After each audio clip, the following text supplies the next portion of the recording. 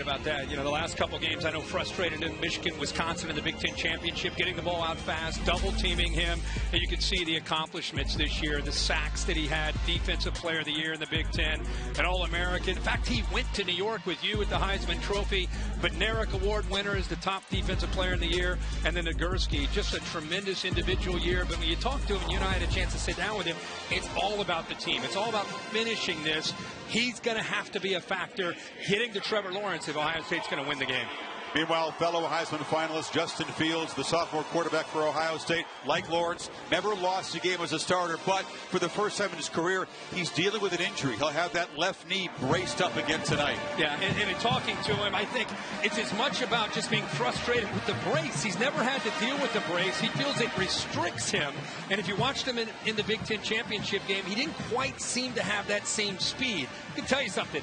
Him and his ability to run the ball, his ability to create when Clemson gets after him through the blitz is a major aspect of Ohio State's offense. So we'll keep a very, very close eye on his knee and how it's progressing and how it's affecting him throughout the game. Yeah, he's gained 678 rushing yards, scored 10 touchdowns, a vital component. Can his knee hold up tonight? We'll find out very soon. Clemson Tigers with a 28-game winning streak have not lost since the semifinal loss to Alabama in the 2017 season. They are the slight favorites tonight, back in the building where they blanked Ohio State 3 years ago and lost the first championship game appearance to Alabama here as well. Yada, yada, yada. Phil. Ba, ba, ba. I think it's an Ohio State crowd slightly here. A few more in red.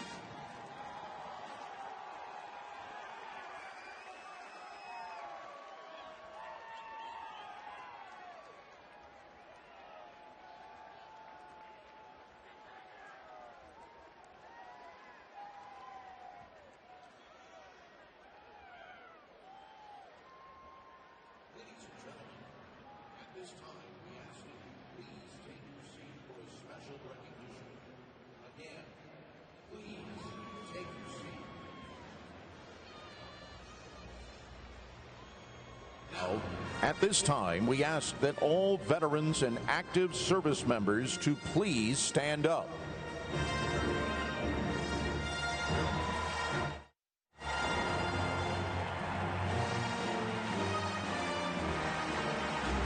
The PlayStation Fiesta Bowl would like to recognize and thank all of the servicemen and women here tonight.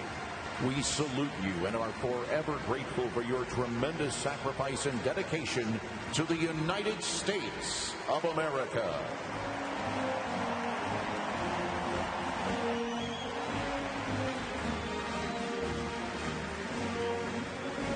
To honor America's veterans and to represent those currently serving around the world, the PlayStation Fiesta Bowl would like to present true American heroes on the field tonight from Luke Air Force Base. First, recently returning her deployment to Kuwait, number 10-year United States Air Force member F-35 weapons team. Luke Air Force Base, 5-year-old Danielle Arizona, please welcome Staff Sergeant Joshua.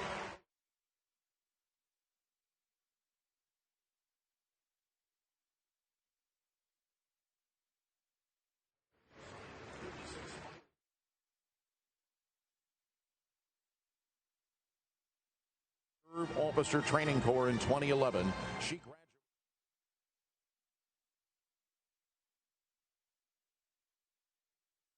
Still 8.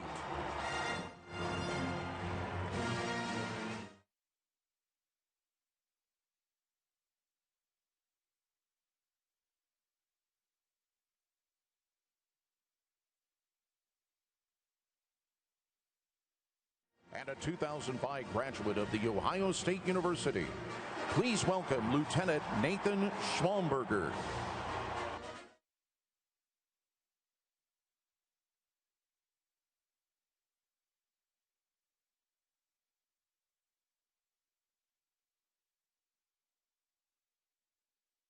And remove your hats as we honor America in the singing of our national anthem, performed by recording artists and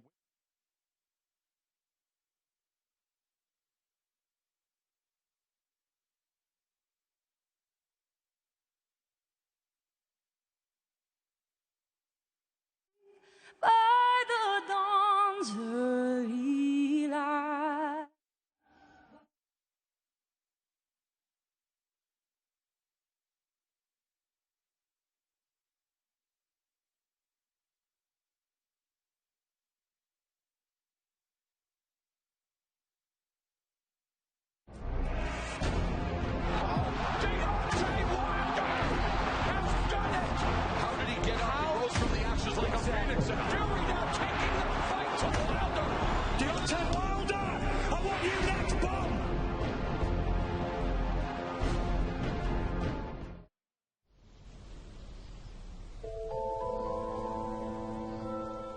From the start,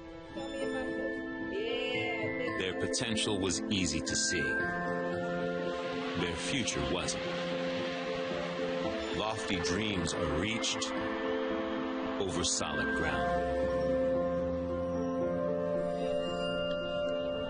Through twists and turns, ups and downs, the road can lead you to your goal.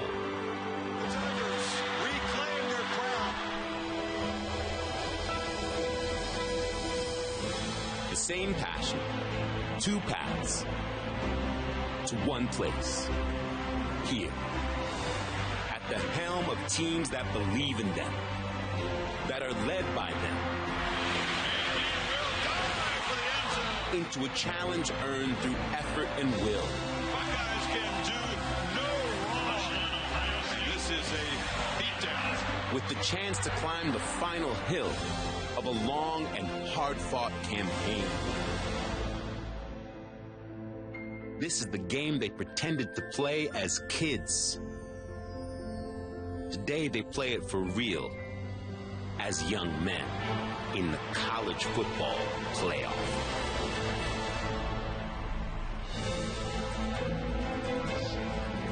And welcome to the Silver Spaceship in the Arizona Desert, the college football playoff semifinal at the PlayStation Fiesta Bowl. And tonight's historic first ever collision of 13-0 teams. The Clemson Tigers, champions of the ACC. The Ohio State Buckeyes, champions of the Big Ten. This is the Booking.com kickoff. The winner punches a ticket to New Orleans, where LSU awaits the Bayou Bengals overwhelming Oklahoma this afternoon in Atlanta, a game no doubt most of you saw. And welcome to Glendale. Chris Fowler, Kirk Herbstreit, Maria Taylor, and Tom Rinaldi will join us. So grateful to be able to call our 11th college football playoff game.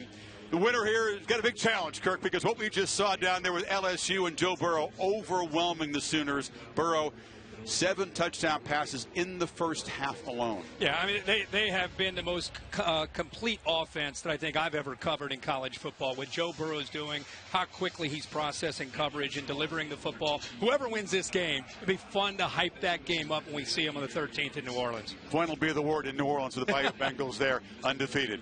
But if there's one offense that can maybe match LSU in production so far this year, it's Clemson. And is there one quarterback that you trust more in a playoff environment than Trevor Lawrence, who's never lost as a starter and never thrown a pick in a postseason game? Yeah, he comes in. He's kind of been there and done that, has that approach to the game, playing with a lot of confidence right now. There was a lot of talk early in the year. Expectations almost unrealistic. I think he was pressing early. In fact, he would tell you that he was. At one point, middle of the year, he settled down. Look at the last 6 games.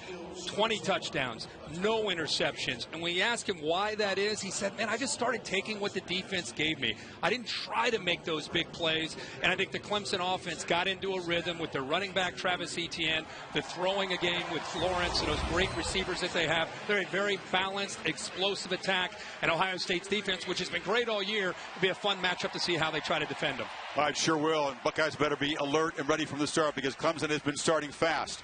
But the guy who's going to try to make his night miserable is Chase Young. He's been the premier pass rusher in the sport. He's the most decorated defensive player in the sport. Kirk, he's had a quiet last couple of games, but you could feel his pent-up energy this week. He's so eager for tonight. Yeah, Michigan and Wisconsin in the Big Ten Championship did a good job of neutralizing him. A lot of quick throws, a lot of double teams. We were with him just a couple days ago. The look in his eyes, he's eager. He's excited to be a leader for this defense. And the big thing is, he's had a great individual year. You look at all these awards that he went on to win. He set a single record for Ohio State Big Ten Defensive Player of the Year, an All-American. He was in New York with you, Chris, at the Heisman Trophy, won the Bednarik Top Defensive Player, the Nagurski. He's done a lot, but his main goal is not the NFL, not those awards. It's winning tonight and trying to get this team to the national championship. He's going to have to be spectacular, disrupting the Clemson offense. 16.5 of their 51 team sacks, only allowed 7 touchdown passes all season. Meanwhile, the fellow Heisman finalist, the quarterback for Ohio State, Justin Fields, for the first time in his career is dealing with an injury. He's got a left knee MCL sprain. The brace is on it. I think the brace is on his knee, but maybe in his head as well. Yeah, first of all, you see the numbers, 40 touchdowns, 1 interception. That trend will have to continue for Ohio State to try to score with Clemson. The brace is interesting. He said he's going to have to go with a bigger brace to give him that stability. He's concerned that it may restrict him as far as his ability to run. And Ohio State needs him to be involved in their running game to go along with J.K. Dobbins and what he can do, but also the creativity. Brent Venables will create some pressure on third down, come from a lot of different places. His ability to scramble and run will be a big part of the Ohio State offense. We'll have to kind of keep an eye on that knee and that brace and how it affects him. Well, Trevor Lawrence and Clemson have been the more dominant team. There's 8 straight wins by 30-plus points. You have to go back to the late 1800s to find another team that's done that. Their 5th straight appearance in the playoff. Winners 2 of the last 3 national championships. Lost a championship game on this field to Alabama, but of course shut out the Buckeyes. All 3 previous meetings have been in the postseason. All 3 have been Clemson victories, including that very humbling game just a few seasons ago for Ohio State. The slight favorites tonight, say the odds makers. Whenever a championship is on the line, the Tigers wear those orange breeches.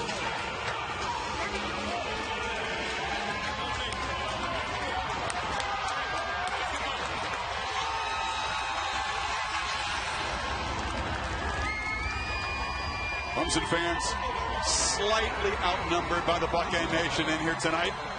but still many have made the cross-country journey to support their team.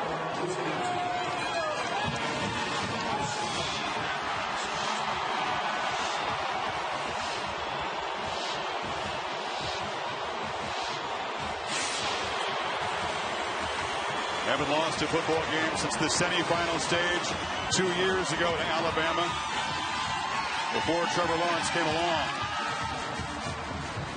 Isaiah Simmons, the leader of that Tigers defense.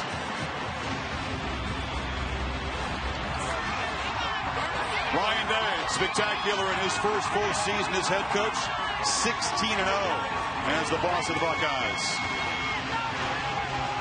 And the Buckeyes bringing a 19-game winning streak, have not lost since October of last year at Purdue. Tonight, he says they are the hunter. Clemson has what we want. They're used to being the hunted.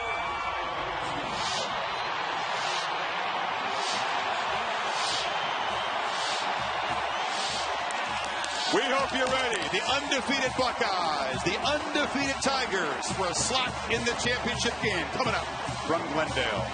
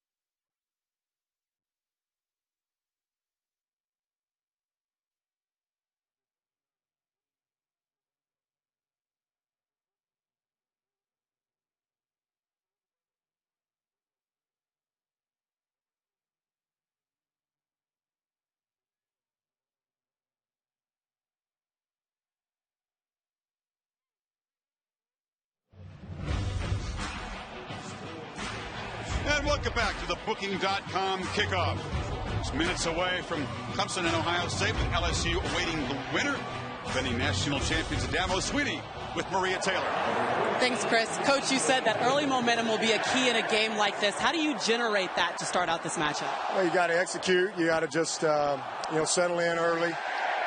Both teams will fill each other out early, but just execute. That's the main thing. Just settle and keep your breath. Slow your breathing down and just do what we've done in practice. All right, thanks for your time. You got it.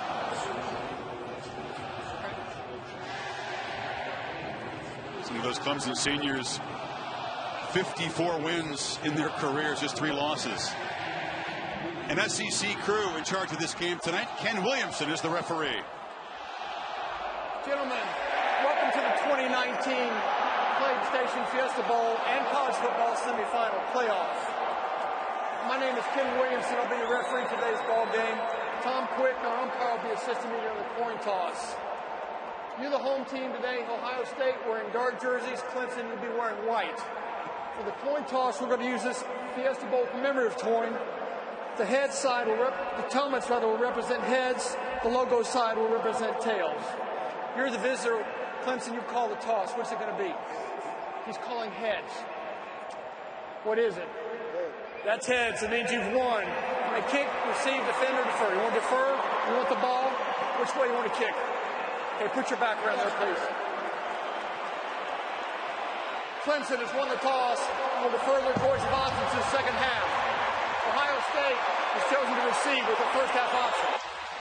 Nothing but wins for Ryan Day in his 16 games as the Ohio State boss. The 40-year-old head coach of Ohio State is with Tom Rinaldi. Thanks a lot, Chris. Ryan, Justin Fields, that big brace through all practices. You saw him warm up. What do you need to see him do early on that tells you he's ready?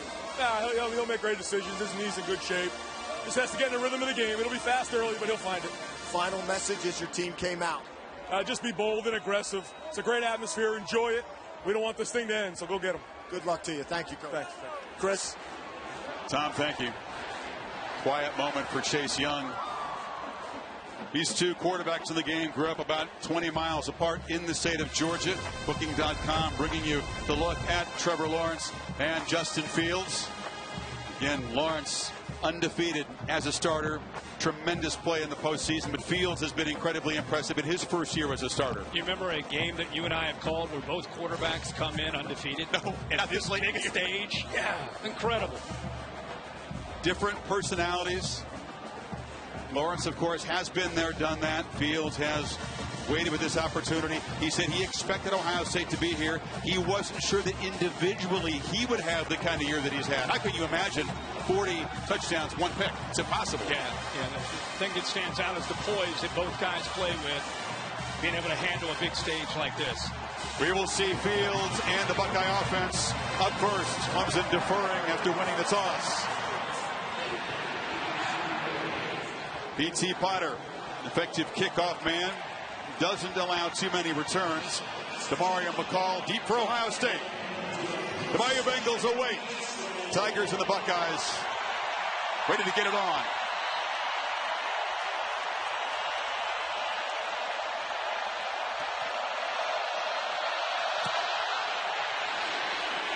McCall will make a fair catch.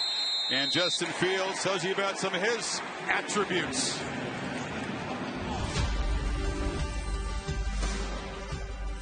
I'm Justin Fields, 6'3", sophomore from Kennesaw, Georgia. I transferred from the University of Georgia. This year for Ohio State, I've thrown 40 touchdown passes with only 1 interception. The stat line is incredible. We'll keep Kirk a very close eye on that left knee and see how involved he'll get in the running game. How much do they trust the knee? Yeah, that and I think trying to just get him to settle into the game early with the play calling by Ryan Day against a very aggressive defense. They're throwing on first down, and K.J. Hill has it. And the steady senior picks up 9 yards on first down. Here are the Chick-fil-A impact players, Kirk. Yeah, well, besides Fields, of course, we talked all week about J.K. Dobbins. They need to be able to establish the run. They're going to go tempo here. Olave leads the receivers on the outside. Isaiah Simmons and A.J. Terrell, the top corner for this team. They find Benjamin Victor. He's got a catch and a first down out across the 40. Interesting approach with a long layoff, a lot of build-up, a lot of hype about Brent Venables and how aggressive he is as a defensive coordinator, how he likes to get an offense on its heels. 2 quick throws for Fields against his defense, against soft coverage. Clemson defense crowding the line. Ryan Day, who is the play caller, no feeling out. The Venables defense coming right at them early. And Dobbins muscles his way for 4. The man is within 95 yards now of Eddie George's career rushing record or season record at Ohio State. Yeah, he's had a great year. I got to tell you, I'm so excited to watch the matchup in the interior with the Ohio State guards, the center Josh Myers against the interior of the Clemson defense. The linebackers, James Skowski, 47, Chad Smith, 43, are attacking downhill, and they've got to be able to tackle a very physical runner with low center of gravity in Dobbins. Tigers again crowd the line, then back out. Fields has time and fits the ball into a tight window. And the catch is made by the tight end, Luke Farrell, a first down in Tiger territory. He does a nice job there, just kind of feeling that pocket. He had a little bit of pressure, a little sidestep to the left, found that throwing lane, and made a great throw with great accuracy. Looking to throw again. Delivers sideline route. It's Chris Olave. Defender slipped, and he spins down inside the 30. They are aggressive early. And what do you do against an aggressive defense? You match them, is what Ryan Day told us, with that same aggression, that same attitude that Clemson tries to play with. Right now, they're the aggressor, the Ohio State offense, with the play calling and the tempo. Fields again looking to throw. Loops the ball up. Leaping catch by Garrett Wilson down inside the 10 as the freshman makes a play. Unbelievable catch by the true freshman from Austin, Texas. Are they going to wave it off, it looks like? Boy, he went up, made a great effort. Boy, I don't know how you wave that off. Officials are talking. Maybe that right foot came down out of bounds. Right foot came down out of bounds. What an incredible effort. There is an offside penalty on the Tigers, but not a catch. Boy, Chris, incredible effort. How about this tempo? This approach by Ryan Day. 6 plays, 1 run, 5 passes. And as we said, trusting his quarterback and his receivers to make plays against this Brent Venables defense. Clemson's not used to this. No, Venables likes to dictate. Yeah, they're not used to. They're trying to get their bearings, and they don't have a lot of time because of the way Ryan Day and Justin Fields are attacking. And now a whistle before the snap on the first down and 5 play. Ruling on the field was an incomplete pass. The previous play is under review. So Gerald Hodges is the replay official working with the 3 folks back in the video center as they are doing all the SEC. Give another look at this. Wilson so high in the air. Got his right hand. He got his left hand down there. Looked like his left hand may have touched before the right foot came down. Watch the hand come down there. Does the elbow touch? Yeah, yeah. I think the right elbow is what would put him down and inbounds. Yeah. I don't see an elbow. The right elbow came down, but I think it came down after the foot. The only thing that came down was the left hand. Bill LeMonnier is our ex-official authority in the booth here. And Bill, I guess it's whatever touches the ground first here they're looking at. Exactly. There's no requirement for the feet. The hand appears to touch first. Yeah, it looked like that left-handed touch. I say replay, reversing this to a catch and spotting the ball at that spot. That's interesting, Bill. It's not an elbow, or a hand is a hand, a foot, your elbow. Interesting. That hand looked like, again, it got down to me. The requirement is a body part. Review, the runner's arm touched inbounds prior to going out of bounds. Therefore, we'll have a completed catch at the 5.5-yard line. It'll be first down.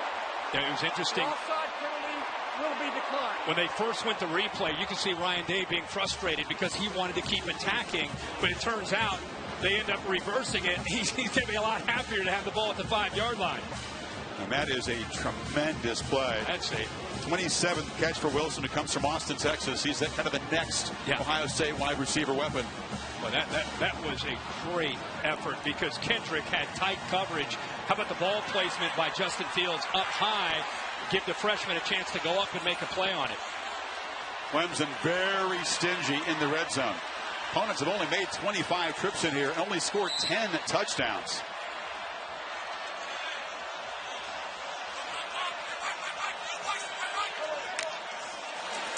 Fields surveys, dumps it down to Dobbins, who makes the catch, but runs out of bounds for a short loss. Yeah. Ohio State, on the other hand, has been powerful in the red zone. These situations all year long. The good thing for Ohio State is they get the completion with the reversal. The bad thing is it's kind of slowed down that momentum that they had created with the play calling and the tempo offense.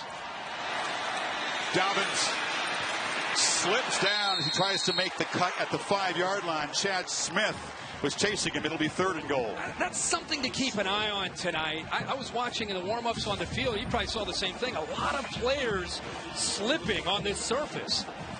Natural grass, they grow it outside, pull it inside, but don't you feel like this field is often damp? It is. Yeah, it seems that it's a little slick. And we've caught a lot of games in here, big games, and you're right, that seems to be a reoccurring pattern. Something the players will have to adjust to when they make those sharp cuts. Been a great drive, but this is a crucial moment early in the game. Ohio State looking to Fields, who scrambles, delivers, broken up beautifully in the end zone. A.J. Terrell got his hand out. Olave, the intended receiver, and here comes the field goal team. And there's the length of A.J. Terrell, 6'1", 190. And he's up against Olave, who's a great receiver. This is a big part of Ohio State's offense on 3rd down. Fields has got to be able to scramble, but look at the length of Terrell.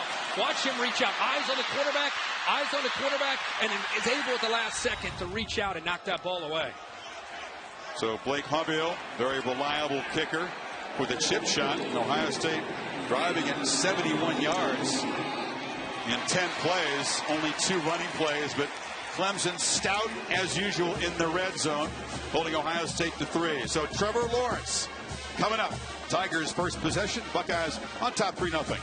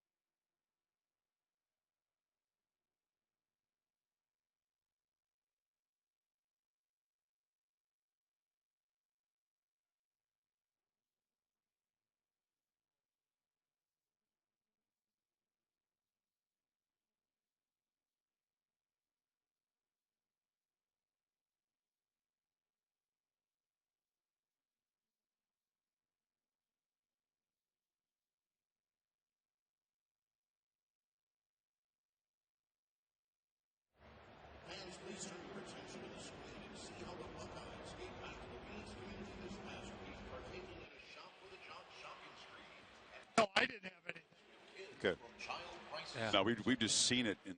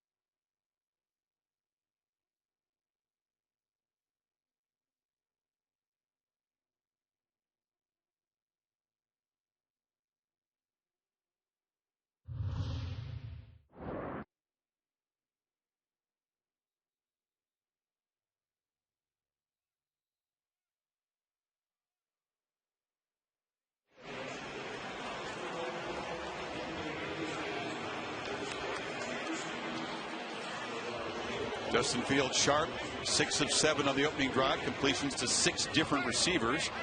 But Ohio State settling for a chip shot. So Chase Young, our PlayStation Impact player, 87 is a very high number for a defensive player. Did serve the 2-game suspension for an NCAA violation last year, but still at 16.5 sacks, which is the most in Ohio State history, and he is raring to go. Interesting to see how Clemson blocks him.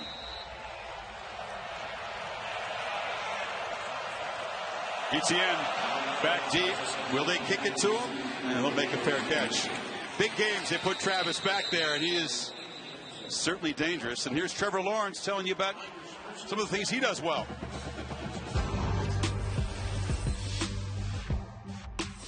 I'm Trevor Lawrence, 6'6" quarterback from Cartersville, Georgia. Last year we won the national championship, and I was the game's MVP. 24-0 record as a starter. 169 pass attempts without an interception coming into this game. I can't believe our guys got him to say a couple comments about himself. He's deflects individual attention, likes to talk about the team, but that's a good job. And it's a pitch. And ETN gets a block on the edge. A hard hit, knocked out of bounds there by Jeff Okudah, but a nice first down gain as we check the Chick-fil-A Impact players on this side of the ball. Yeah, much like Ohio State, Clemson, as much as you talk about Lawrence, they've got to get ETN. T. Higgins will be into the boundary, number 5. Justin Ross will be on the other side. Talked a lot about Chase Young. You just saw Jeff Okudah make a great play against the run, but he's going to have to play great in coverage against the long, tall receivers of Clemson. ETN got 8 on first down, and they fake it to him, and they find Higgins across the middle, who slips a tackle and makes a gain into Ohio State territory for the 45. But one thing they're going to look at to attack aggressive linebackers coming downhill. When he sees that, and they're committed to stopping the run, he's going to throw right behind them in their version of run-pass option. They sit back, they'll run that, but when they're coming downhill against ETN, he's smart to see that, pull it, and make the throw.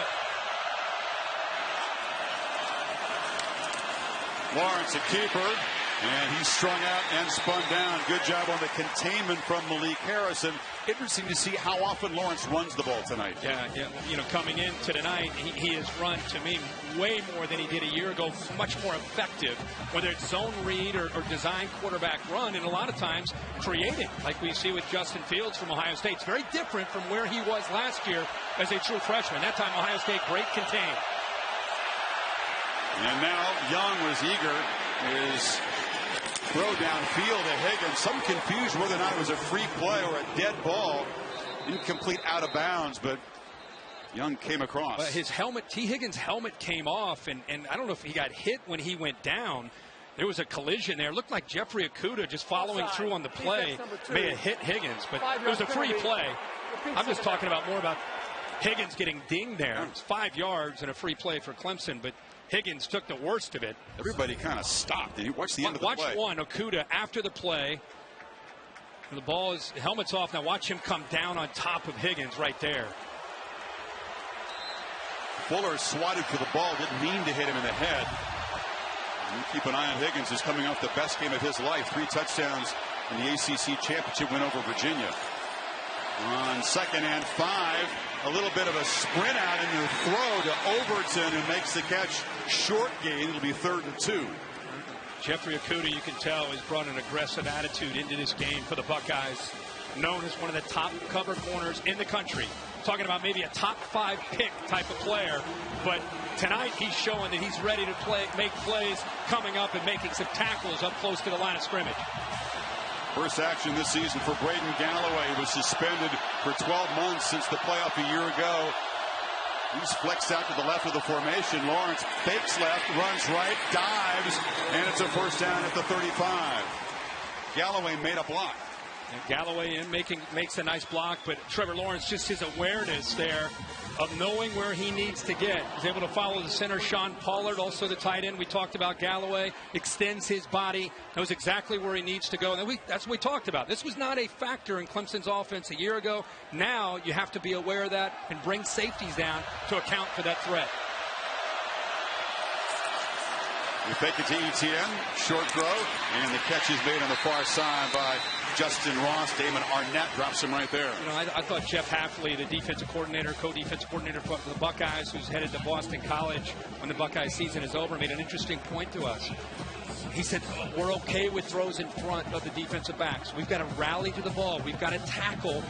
We want to make them have to score in the red zone. Eliminate the explosives, make them drive the ball. Nice plan if you can do it. Yeah. And hard to eliminate the explosives against this offense. Lawrence looking downfield, now checks it off the hands, nearly intercepted. Dropping into coverage was Tough Borland. Tough Borland just really going into sitting in zone, but just reading the eyes of the quarterback. Trevor Lawrence gets into that throwing window right there. And I think Trevor Lawrence just underestimated, maybe thought he could squeeze it in there, or maybe just flat out didn't see or expect to have Tough Borland sinking in coverage. But he was there and should have come up with the interception, but a good play. Lynn J. Dixon the back on 3rd and 7.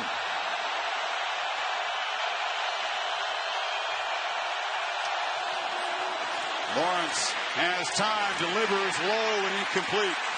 Protection broke down to the last minute. Arnett was in coverage. It's 4th down. Buckeyes get off the field, tighten that coverage up. You can see there's Damon Arnett trying to disrupt that timing, top of the route. Gets a little physical there. And Chase Young, we always want to know what's going to happen with Chase Young on 3rd down. That time Galloway, the tight end, kind of chipped him to help out Ankrum, the tackle on that side, before he released to go out for his route. P.T. Potter, the sophomore kicker, has been solid this year. This is near his career long of 51 from 49. It slid wide right. Ohio State defense gets a stop. Clemson comes up empty on the opening drive. 3-0 Ohio State.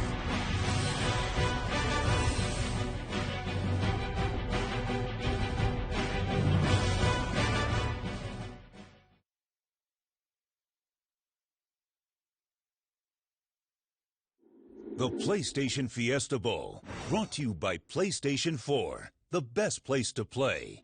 The all-new Lincoln AV.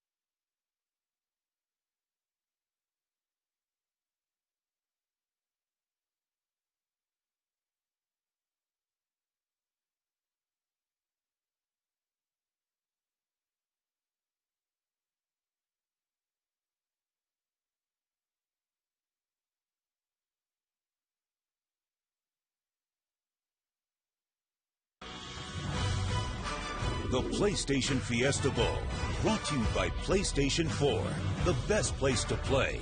The all-new Lincoln Aviator. And the Nachos Party Pack from Taco Bell. Of course, it was Joe Burrow's Heisman season, but 5 of the top 9 Heisman vote getters are on this field tonight. Incredible. Ohio State with 3 of the top 6, and then Lawrence 7, ETN 9. Certainly, Clemson players being snubbed for individual awards was a major motivating force for Dabo Swinney in the run-up to this game. Anything he can use, he'll use.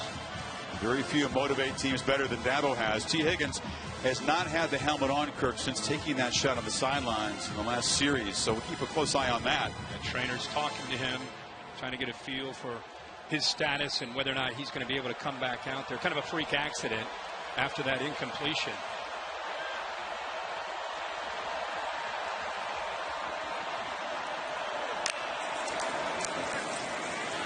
Dobbins in the clear. Off to the races. Can they run him down? They cannot. Touchdown, Ohio State.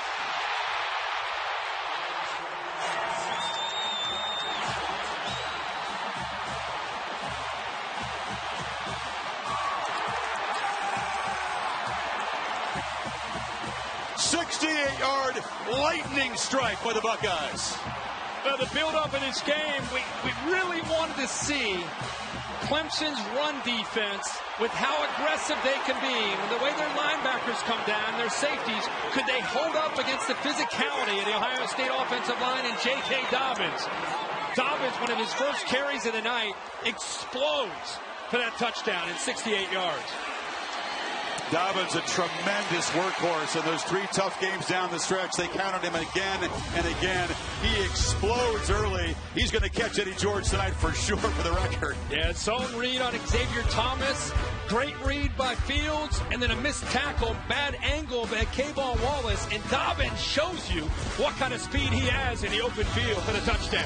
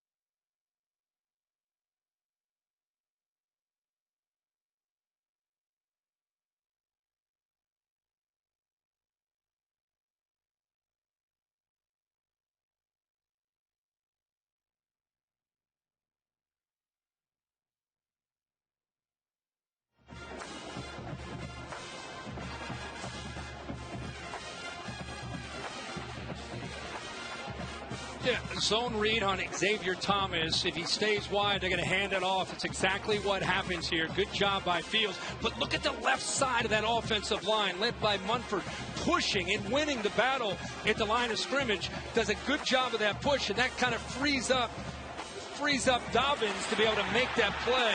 And there's a poor angle by the safety, Kayvon Wallace.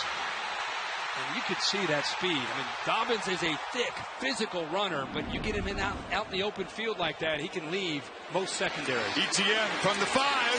Quick burst and then a huge hit. Big collision. Knocked flat right there at the 21-yard line by Justin Hilliard. Boy, big hit. What did Ryan Day say? The start of this game was so important. Match the energy and the execution of Clemson. Make them feel our strength and our violence. And they are doing so far. 7 minutes, pretty good job of that. As a first-year head coach, that's kind of been his message every week, no matter who the opponent is. And, of course, on this big stage, you want to maintain that approach, especially against Clemson. Now Trevor Lawrence back to work down 10 and perhaps without his top receiver, T. Higgins. More on that in a second. ETN dances to the hole. Maria on the Tigers sideline. What can you tell us about Higgins' status? Yeah, Chris, we saw T. Higgins going into the tent, and when he came back to the bench, he no longer had his helmet. He looked dejected, and a lot of his teammates were coming over to shake his hand, and then they just took him to the locker room for further evaluation. We're not sure about the diagnosis yet, and we'll get you an update as soon as possible. You hate to see that. Sure do. Just a tremendous season, tremendous momentum off that 3-touchdown game in Charlotte. Empty backfield. Lawrence surveys, scrambles, and fires a bullet, which is incomplete. ETN could not hold it on the sidelines. It'll be 3rd and long. Another look at what happened here. Fuller came across, tried to swat the ball out of Higgins' hand back in the Tigers' first series. He caught the helmet, which came off pretty easily. Then Okuda would land on the head right. It didn't land on him much. I guess the head hit the ground. It didn't look as severe from that angle, Kirk, as we thought. Yeah, maybe when he hit the ground. Meanwhile, 3rd and 10.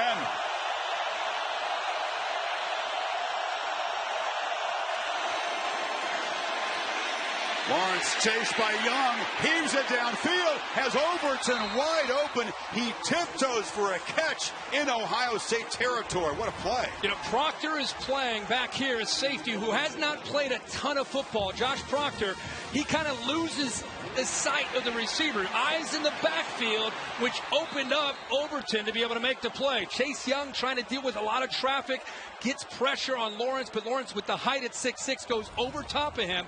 But Josh Proctor caught peeking in the backfield that time that cost Ohio State on 3rd and long. A quick release by the big fella with Young bearing down on him. Clemson needs a spark, and Lawrence as a runner will keep it in at 5. This is not a team that's used to being down 10 points just like that. Yeah, and you're also looking at a quarterback that, as much as we've talked about him running, Dabo Swinney says, you know, all year you look at it's about 6 times a game is what he averages running the football. Already tonight he's run it 3 times. So you're going to see him probably carry it up to 10 to 15 times at least. Lynn J. Dixon motions to the backfield, gets it in the flat. Harrison can't make the tackle, and arriving is Warner to clean it up. Very short gain. It'll be 3rd and 4. Big emphasis for Ohio State is getting off of blocks. Jeff Hafley saying we were disappointed in the Big Ten Championship in the first half with the way they got off of blocks, the way they were leveraging the football against Jonathan Taylor. Says this is important against ETN and the speed of this offense. Getting off of blocks, great example of it there by the linebackers. The guys have been tremendous defending on 3rd down all year. Opponents under 30%. Lawrence, they pick up the blitz, but the ball is batted down at the line of scrimmage. Tyreek Smith got in there. The other defensive end figures to make plays tonight if they pay too much attention to Young. Yeah, John Simpson, the left guard, 74, starts to work to his left to help on Chase Young. Ohio State blitzing Proctor. They get some one-on-one opportunities. And Smith, kind of on a stunt to the inside, has that linked himself at 6'4" to go up. Timed that perfectly to knock that ball away. Ohio State's defense, a strong and determined start against an offense that people thought no one could stop coming in. Wilson, who made the circus catch, back to return the punt, Spires, and it's a high one. And a fair catch made inside the 10 by Wilson. So Ohio State up 10 gets the football back from their own 9 midway first quarter.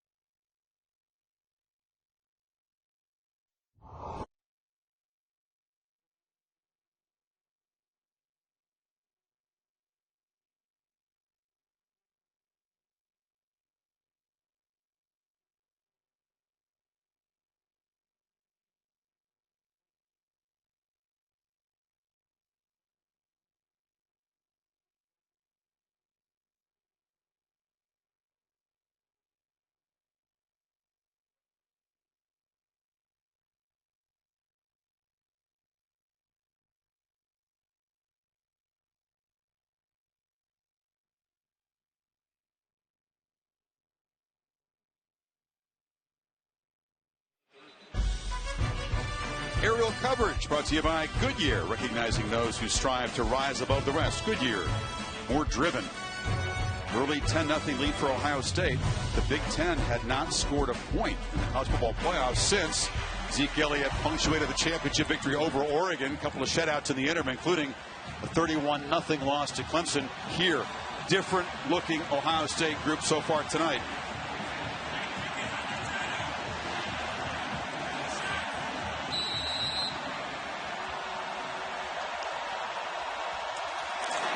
From the 9, Dobbins into heavy traffic.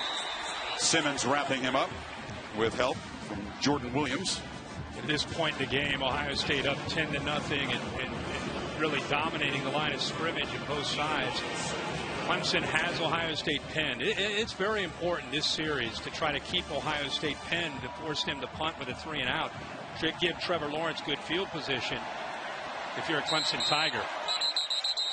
There's a false start by the Buckeyes. It'll back them up. You pointed out Venables is used to having the answers. He's used to dictating to opponents. False start. Offense number 71. 5-yard penalty.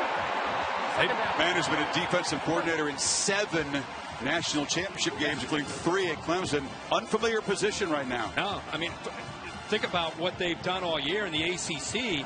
They've allowed 244 yards a game. Ohio State's already sitting at 140 yards. They've played 11 plays into the game.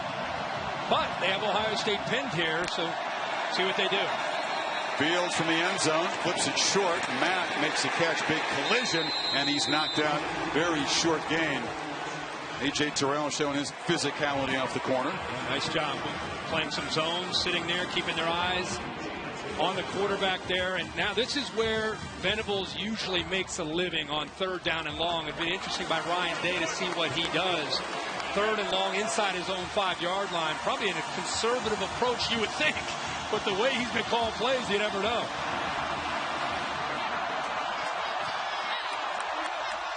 Tigers bouncing around, showing pressure pre-snap on this 3rd and 14. No conservative call. Fields from the end zone delivers. Hill, can he get there? Makes a move, battles, and gets a first down across the 20. Crucial conversion. Buckeyes backed up no longer. Yeah, they used emotion to help them to get a matchup with K.J. Hill. You got soft coverage. Now Hill's got to make a play after the catch against Turner, which he does and wins. Great call, an aggressive approach again by Ryan Day. Backed up inside his own 5-yard line. Sure was. Long. Hey, there's your answer. Yeah, and it shows you the confidence that he has in his quarterback, Justin Fields. Dobbins starts right, cuts it back, and he's dropped after a yard. Hill with a couple catches early. Got 15 on that 3rd and 14. Interesting, the morale of Clemson. So used to dominating. So used to being the one that's dictating things. All of a sudden, they've got Ohio State pinned. It's 3rd and long. You give up a first down. This is uncharted territory for Clemson's defense.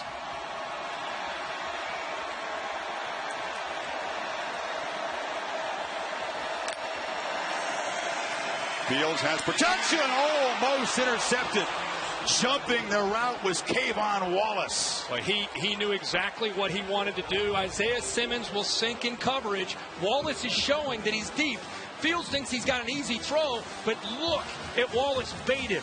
Simmons sinks. He knows it's coming out quickly. He jumps it, just unable to hold on to that football. Each defense missing a great chance for an interception. That could have been a potential pick 6. 3rd and long again. They need 9. Fields is pressured and fighting for his life, and he'll be wrestled down by Skalski. Justin Foster got there first. It's 4th down. Where will they come from on 3rd down and long? And in this case, they come from everywhere. They've got backers. They've got a safety up tight. You're trying to figure this out with pass pro. You're maxing it because you got the back there. But the speed, the relentless approach there by Foster, he's able to get around Brandon Bowen and win that time on 3rd down and long to get the ball back to the Tigers. So Clemson's defense playing with more urgency, more energy, and they force the punt from Drew Chrisman. Maury Rogers standing at his 44.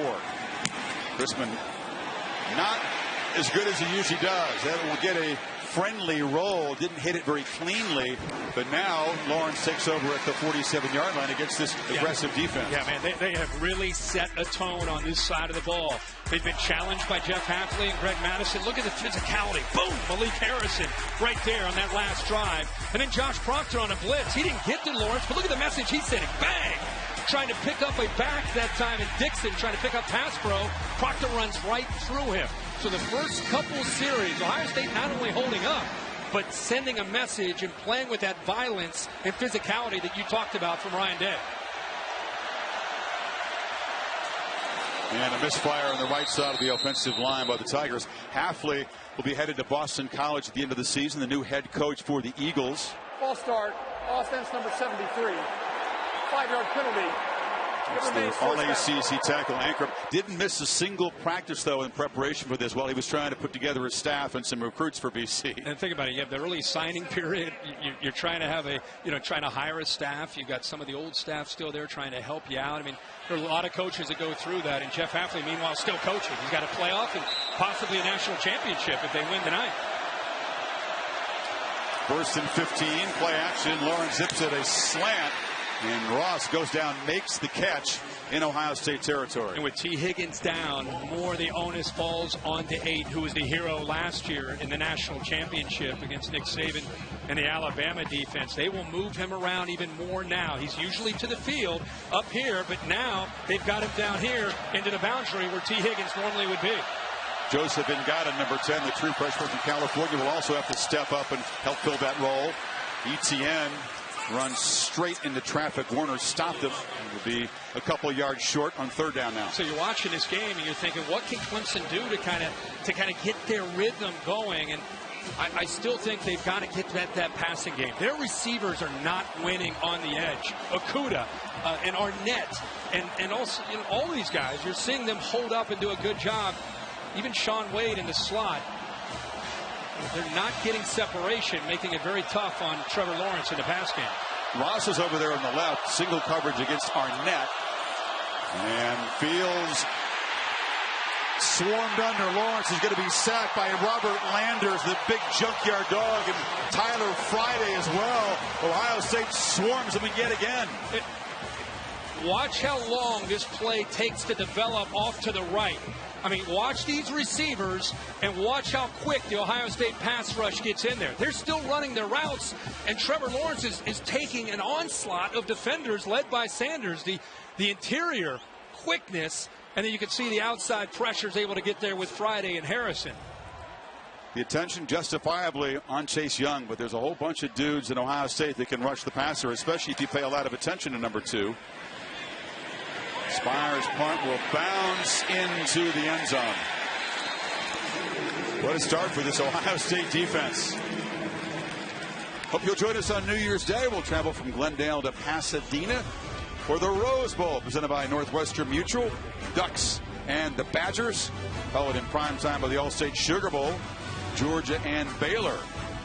They're able to be able to head to Pasadena. Very intriguing matchup there. Many feel that Oregon, had they not lost in this area, Arizona State would have been the 4th playoff team, and wonder how they would have fared against LSU today. We'll never know. We'll never know. And I called that game in Tempe that night, and definitely cost the Ducks after the way they played against Utah. I think if they win at Arizona State the way they played a Pac-12 championship, they would have been the 4th team. Fields rolls out, delivers a low bounced throw. He was chased by Simmons. This Clemson defense, they don't know anything other than to continue to attack. Down 10-0, 49 seconds left in the first quarter. That's just Brent Venables' style. That's what he believes in. Doing a good job of mixing up their looks. They will live by the sword and die by the sword with their approach.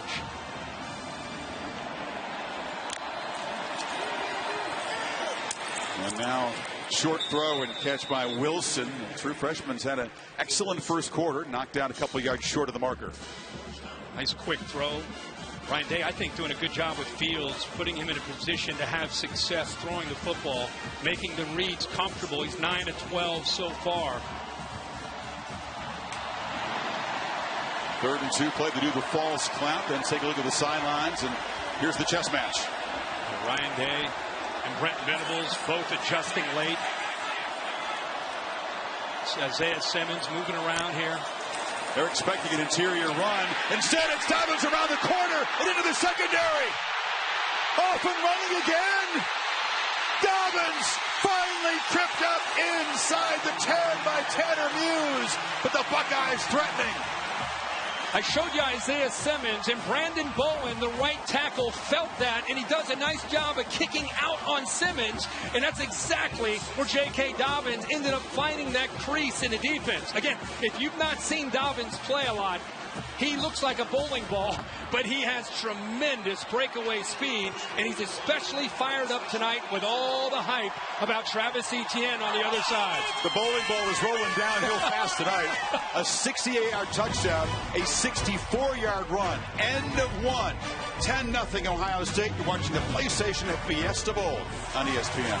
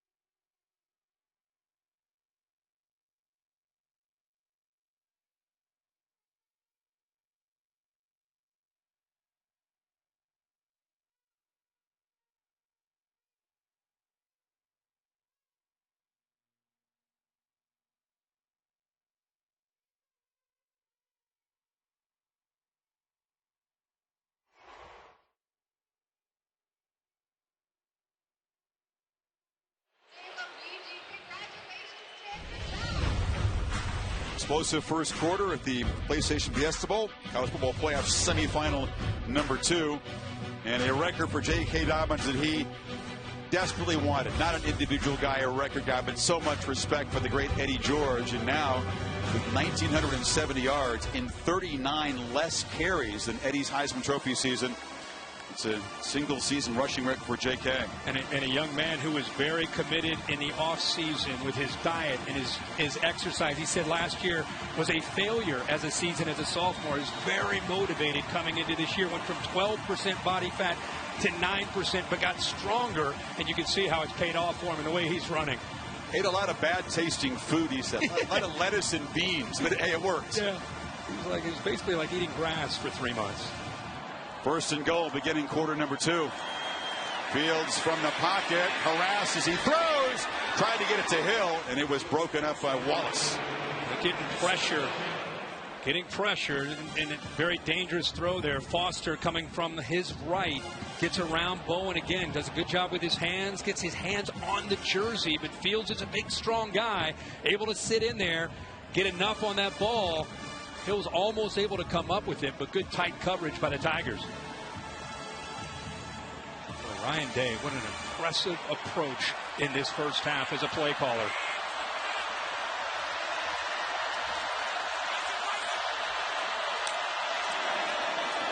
Dobbins running right, makes a cut, and is spun down inside the 5. It'll be third and goal. Chad Smith on the tackle. They continue to run to that right side. And the interior of the Ohio State offensive line is the strength, with Jonah Jackson, the transfer from Rutgers at the left guard, Josh Myers, the leader in the middle, 71, and then the right guard, Wyatt Davis. But they've been running behind Davis, 52, and also 76 Bowen very successfully, really controlling the line of scrimmage. Then Clemson force another red zone chip shot field goal attempt. Crowd the line, try to come after Fields, but he loops a throw, diving catch, touchdown, Dobbins! And the Buckeyes are flexing and stretching the lead.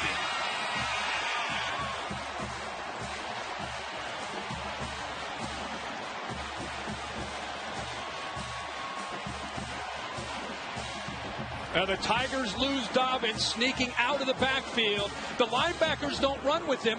The defensive end this time, Foster, is trying to stay with him. He's the only one that recognized that he was slipping out. Isaiah Simmons, 11, probably needs to be on Dobbins because that is a mismatch.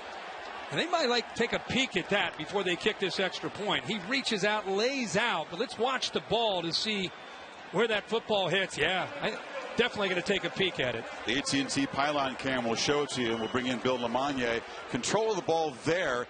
Does he have it when he crosses the plane, Bill, in your view? Part of his responsibility is to maintain control of that ball if he's going directly to the ground. When he hits the ground, that ball turns in his hand. This is an incomplete pass. I agree. Finish the process of the catch, and he does not do that. Control, inbound status, be able to do a football move, which he did not do because he lost the ball. Ball came into just one of his hands as it hit the ground, so it was difficult for him to control it. Remember, if the ruling is incomplete, it's going to be 4th down and a short field goal attempt. So a big swing here. Again, it's Gerald Hodges and the 3 folks in the replay center at SEC headquarters, just as they do in the regular games, making the judgment here. After further review, the pass was incomplete. Therefore, it's 4th down and goal at the 5-yard line.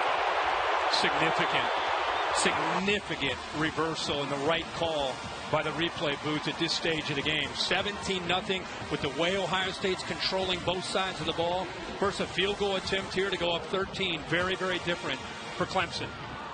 Buckeyes only kicked 5 field goals out of the red zone all season long. They scored touchdowns 59 times, but this will be the 2nd time tonight they've gotten close and had to settle for 3. 75-yard drive in 6 plays. They do build the lead 13-0 now.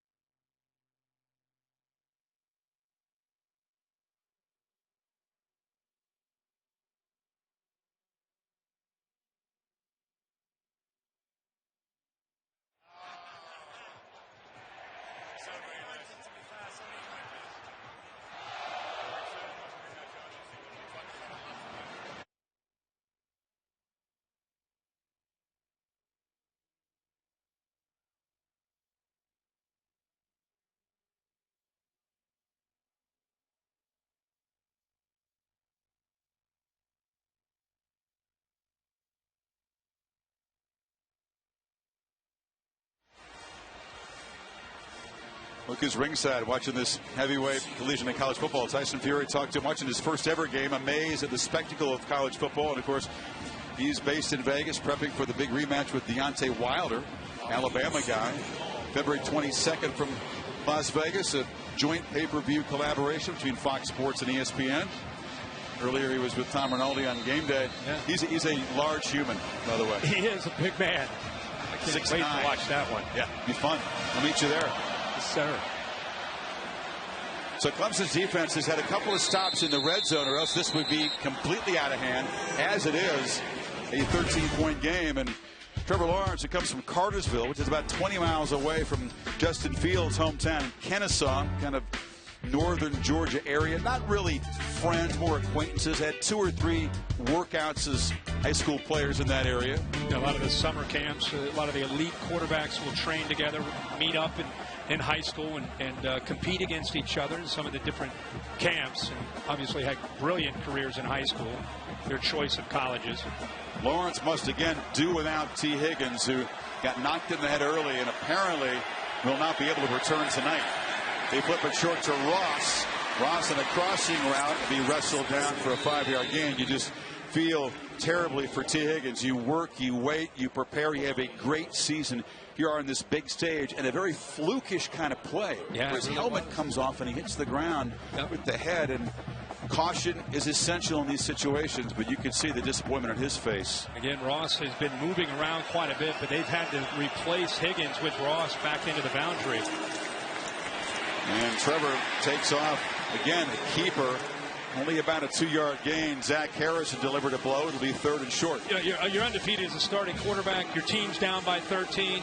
You can't get the rhythm going. This is where Trevor Lawrence has to start to really assert himself as a leader. Decision making, running the ball, throwing the ball, really try to take control and get his team to believe that they can get something going against this athletic and very aggressive Ohio State defense. 2 tight end look on 3rd and 2. And Etienne works hard. He's not going to get there. He's stopped short of the first down. Pete Werner came around the edge and stopped him. That's exactly right. He's reading Harrison on the outside on his own read, but Werner right here is able to knife through that defense. Good job of showing how tough he can be, getting off the block by the potential tight end there, Davis Allen, and coming up on 3rd and short, keeping him short of that first down. Dabo Swinney doesn't want to, but doesn't feel like gambling here on 3rd and less than a yard. So Spires is out. Clemson back-to-back 3-and-outs. Does it cross his mind to fake it to try to spark his team? It's what Ryan Day had to do when they were down against Wisconsin. Instead, they booted away. Talking about a team that averaged 3 punts per game. Spires busy early. That's a heck of a punt, though, that forces Turner back inside the 15-yard line, a 52-yarder. Well, a big gap, 15 days between the semifinals and the national championship presented by AT&T, the Mercedes-Benz Superdome. It'll be an unhinged week of preparation. It'll be an unhinged 2 weeks of preparation with LSU punching their ticket against the winner of this one. Will it be perhaps Joe Burrow against his former team if Ohio State can hold on to this lead? That would be a pretty juicy plot line. Poor guy there in the hat. Rough day at the office. Ohio State already more yards in this game than they had the last time these teams played in this field in the semifinals. 31-0 shutout. They had just 215 total offense that night. And there's a flag. Looks like they got A.J. Terrell against Victor on a holding call. Very, very tight coverage. Pass interference, defense number 8. The penalty will place the ball at the spot of the foul and includes an automatic first down. Up at the top of your screen on that quick slant, you see him grab with the right hand, grabbed onto the jersey, and that's what the official saw. I think you're going to see Ryan Day go back to that tempo, aggressive, attacking approach with this lead. Why change? But I think you're really going to start to see more tempo, more kind of that first drive that they had. Master Teague, redshirt freshman from Tennessee, spells Dobbins, but it's a keeper for Fields. Is wrestled down for a loss by Logan Rudolph. Yeah, they've been throwing to set up the run. Kind of a change of pace, but he promised aggression, Ryan Day, and he has certainly delivered in the play calling and an aggressive approach on both sides from Ohio State. Fields takes a shot downfield, and a looping catch made by Austin Mack on the sidelines. Went up over the excellent corner, Terrell. What tight coverage by Terrell, but again, another receiver making a big-time play in Austin Mack, who's had a really great last 2 or 3 games for this Buckeye offense. What a block by Master Teague. Clemson brought a blitz. Boy, that is tight coverage by Terrell. Good location, the ball up high where Mack can climb the ladder and make the play at 6'2".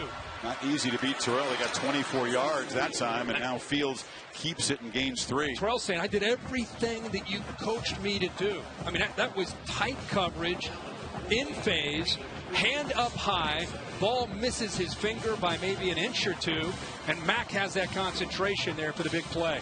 It was Terrell who had the pick 6 early against Tua last year. The Clemson defense setting the tone, dictating in that championship game.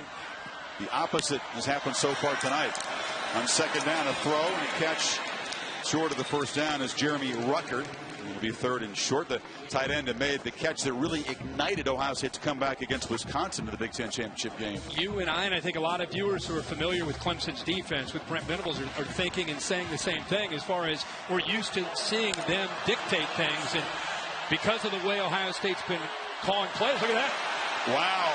A sneaky sneak. Fields came up, looked like he was going to set the protection. They snapped it to him, and they make it easily. One of the things Ryan Day said is Brent Venables likes to check late, very late. Look at the defense looking, so they catch him napping with that quick snap and the quarterback sneak. That was intentional to catch the Clemson defense looking for the adjustment. After the fake snap, Clemson's defense is taught to look over. Ryan Day knows that, and that's exactly why he went with that delayed snap and quick call then after. That time Dobbins runs right into heavy traffic. Xavier Thomas stopped him for a loss of a half yard. We really thought that a good matchup would be not just these players, but Ryan Day, who has studied and understands and respects Clemson's defense, and knew, like we said, that Brent Venables is the master in the country. You talk to a lot of offensive coaches. They're going to tell you, boy, Brent Venables gets that check-in late. It's the book on him, and that time Ryan Day able to win that chess match. Behind the 6 on second down. Fields is pressured, escapes, and takes off. Has green grass and will slide down. Big gain down inside the 25-yard line. He looks okay. Yeah, the knee looks okay, and that's the blitz. That's where Clemson usually wins, when they bring a couple blitzers. Most quarterbacks are down right there, but he keeps it alive and makes a big play. End zone throw, Hill broken up. Tigers defense nowhere near being set at the snap that time. Not at all. You know, that was fast. We just talked about how they're going to probably go to more of a tempo approach. Ball is perfectly thrown. Boy, Justin Fields is on tonight, putting the ball right where it needs to be. Surprised at KJ Hill. Tight coverage there by Kendrick, but Hill has made some big plays throughout his career, and especially this year, unable to hold on to that ball. Kendrick got there just in time to influence it, but KJ would tell you he should have made that catch.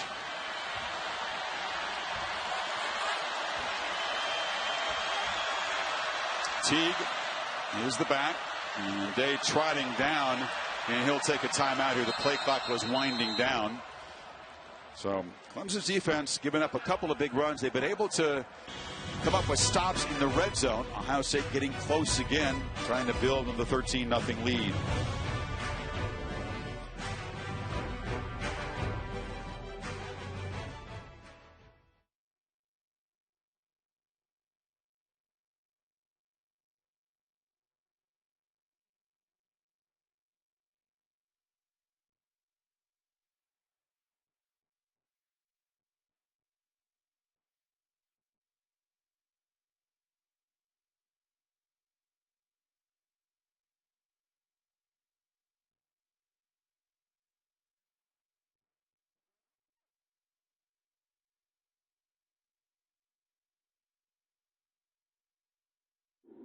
The PlayStation Fiesta Bowl, brought to you by AT&T.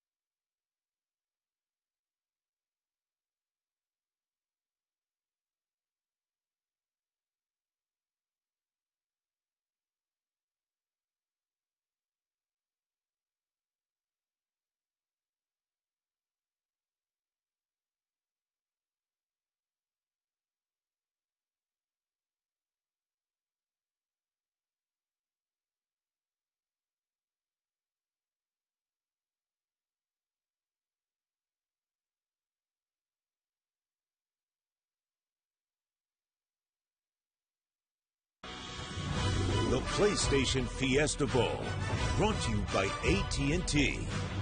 Gatorade, for the athletes who give everything. Nothing beats Gatorade. Capital One, what's in your wallet? And the first ever Mazda CX-30. Feel alive. Tigers in that 28-game winning streak. Serious jeopardy here. Down 13-0 with the Buckeyes driving. Taco Bell and the CFP bringing the best of the regular season to the playoff by creating the Live Moz student section. Taco Bell has provided tickets for students from schools participating in both Fiesta Bowl and National Championship games, so the most passionate fans can cheer on their teams. And the Buckeye faithful, a lot more to cheer about.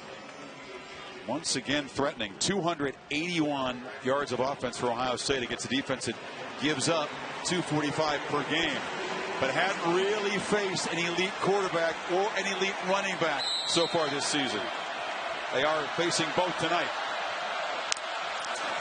Teague to the left and lowers the shoulder, gains about 2. It'll be 3rd and long. Terrell got there to stop him. Keep running that stretch play outside that they ran earlier with J.K. Dobbins for big yards. You can see after that timeout, they called one play, had a second play call. They're going fast. Clemson trying to get players off the field. They can't do it. They didn't. And now Teague barrels ahead, and the flag is down because they couldn't get the 12th man off the field in time, and that'll move it 5 yards closer. Yeah, with a 3rd down coming up, Ohio State anticipated Brent Venables trying to rotate 3 players in. Ohio State didn't substitute, so they can go as fast as they want to go there. They caught Clemson again napping. Right now, Ryan Day is out coaching Brent Venables in this game. Defense, 12 players on the field when the ball was snapped. 5-yard penalty. Replay third How often have you seen Venables out coached in a big game? Not since in Davos. You can see he's frustrated. Great job outthinking Clemson and the coaching staff. One step ahead is Ryan Day of Clemson and his defense. Makes it 3rd and 3. And still Teague in for Dobbins. Justin Fields looks over to Ryan Day, gets the play, and Clemson looks over to Brent Venables to get the adjustment. Teague, first down, knocked down at the 10. So again, Day, after getting a look at the formation, makes the call, and Teague moves the sticks. Yeah, great block by Josh Myers to center that time. They opened up the middle. Man, we talked about what's the strength. What do you do with an aggressive attacking defense? Run right at them, north and south. Exactly what they did there, led by the center. Myers, the cerebral sophomore, bookended by a couple of veteran guards, Jonah Jackson and Wyatt Davis. Offense. Not all 11 players were set for full seconds. Both guards were all Big Ten first teamers. They call it the tip of the spear. That's what Day likes to use. Myers says it's the apex. Those 3 dudes in the middle have been so dominant this year. Yeah, I've been watching Ohio State football for a long time, and I cannot remember the interior being as strong and physical and consistent as these 3 with Jackson, Myers, and Davis. Myers and Davis, again, sophomores. Jackson, the grad transfer from Rutgers, who came in and was such a leader, named a captain here. So 1st and 15 after the penalty. Fields from the pocket has good protection. Looking end zone. Loves it for Mack. Did he get it? No. Out of bounds. Again, Fields is just feeling it. He's trusting his arm and putting the ball in tight spaces, Kirk. Yeah, Skowski dropped back to the middle. You call Tampa 2. They had 2 safeties that are deep, trying to cover half the field. They run that middle linebacker, 47. He's in position, just can't go up and make a play. Great concentration again by 11 Mack. I'm just unable to get his left foot down. And a good call by the official. Dobbins is well rested, returns to the game in 2nd and 15. Tigers bring pressure. It's a screen. Dobbins bobbled it, had a blocker and plenty of yards in front of him. Couldn't come up with it. Wow. He had a convoy in front of him. The 3 guys we just talked about. If he holds on to that, you have Jackson, Myers, and Davis out in front of him. You see his head turn around. He starts to run with the ball before he's able to hold on to it. Ryan Day, he's sitting there saying, we got him. Touchdown. And Dobbins, who's had a big night so far, just unable to secure it. Again, it was the perfect call against the blitz, and Dobbins had a couple of balls he couldn't control that could have been touchdowns tonight. The first one for sure would have been. So 3rd and 15.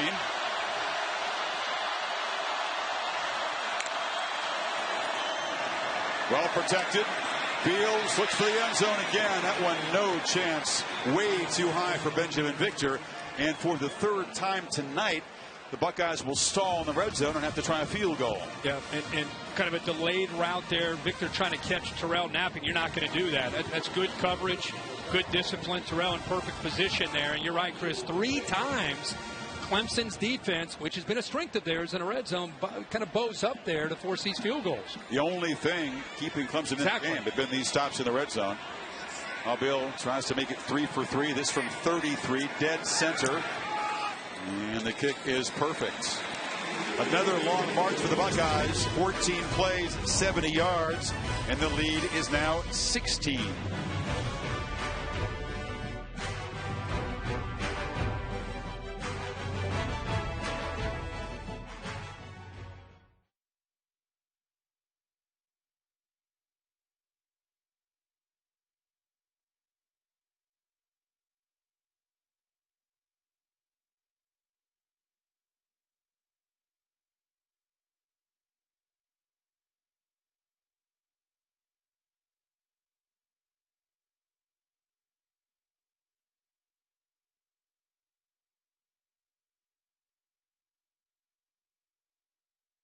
Want to stay up to date? Hey Siri, what bowl games are coming up?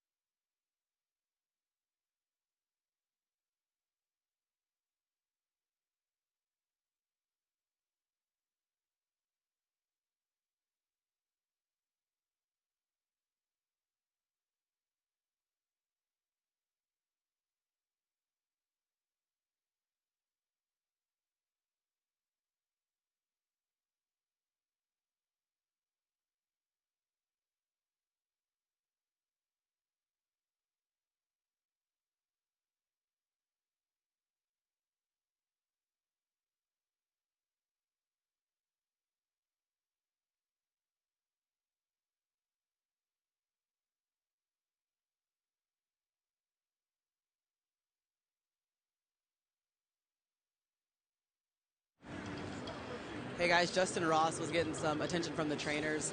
The base of his neck looked like they were rubbing some icy hot on it and kind of messing with the movement in it, so that was happening on the sidelines.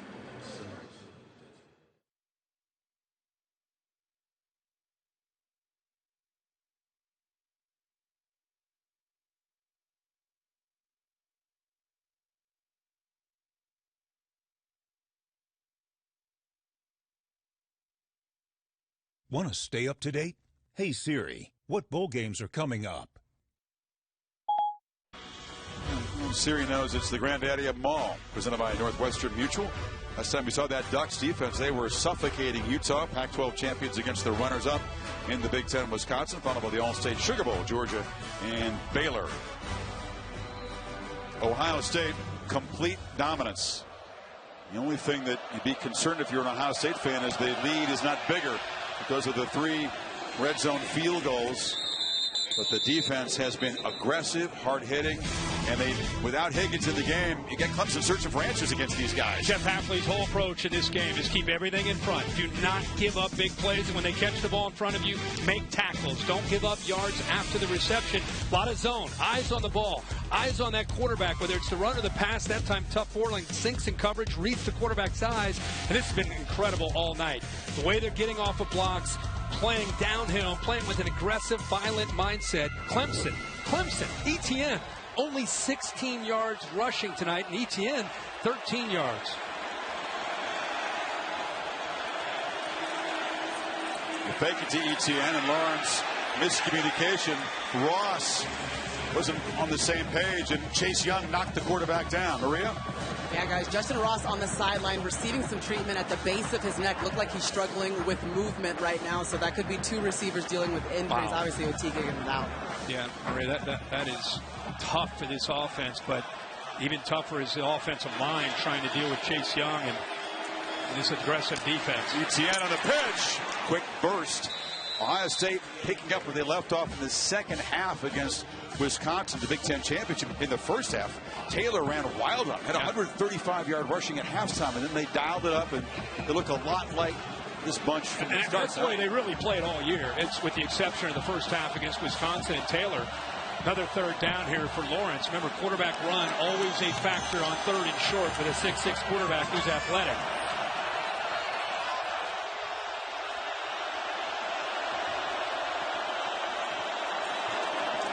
And Lawrence will keep it and makes a man miss, takes a big shot. You got to pay a price.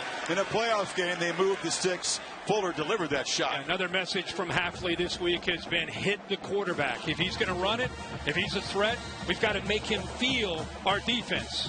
That's a good hit there. You see Hamilton down low, and then, of course, the safety, who's the eraser for Jordan Fuller, is able to clean that up. But Clemson, a good call there on 3rd and short, gets the 1st down. He loves the fact that he's the only safety out there. They play 3 corners at him, and he loves the responsibility. Sitting there in center field. Play action on 1st down. Lawrence rolling, surveying, flips it to ETN, who spins for 1st down yardage again right near midfield. That time, Travis Etienne chips, helps on Chase Young, and then releases out. Nobody accounted for him, and if you can't get him going running the football, just try to get him out in space. He's an electrifying player. Etienne just 21 yards on his 5 rushing attempts. 11 yards on that catch. Ball at midfield. Clemson desperate to dent the scoreboard here. Another keeper. Lawrence held up briefly, but shows the strength. Long strider, but fought off a tackle, picked up 5. This is one of the answers against Chase Young. We just showed you where he is. Zone read. Just reading him. Where does he go? And Lawrence feels he can get around him, which he's able to do. Werner's in there tight to try to slow him down, but Trevor Lawrence, again, running the football quite a bit tonight to give him that extra number for the defense to account for. He's run it 7 times. Dixon is the back, but Lawrence wanted to flip it to him. Well covered. Nobody open there. Tyler Friday with the pressure. Yeah, I think Clemson tipped their hand there a little bit too early. Shaun Wade felt that. He locked up Dixon as he snuck out of the backfield after that fake. Trevor Lawrence had nowhere to go with that football. All he could do really is throw it away. I wonder if Dabo is thinking 2 plays to get the 5 yards here. 5 minutes to go in the half.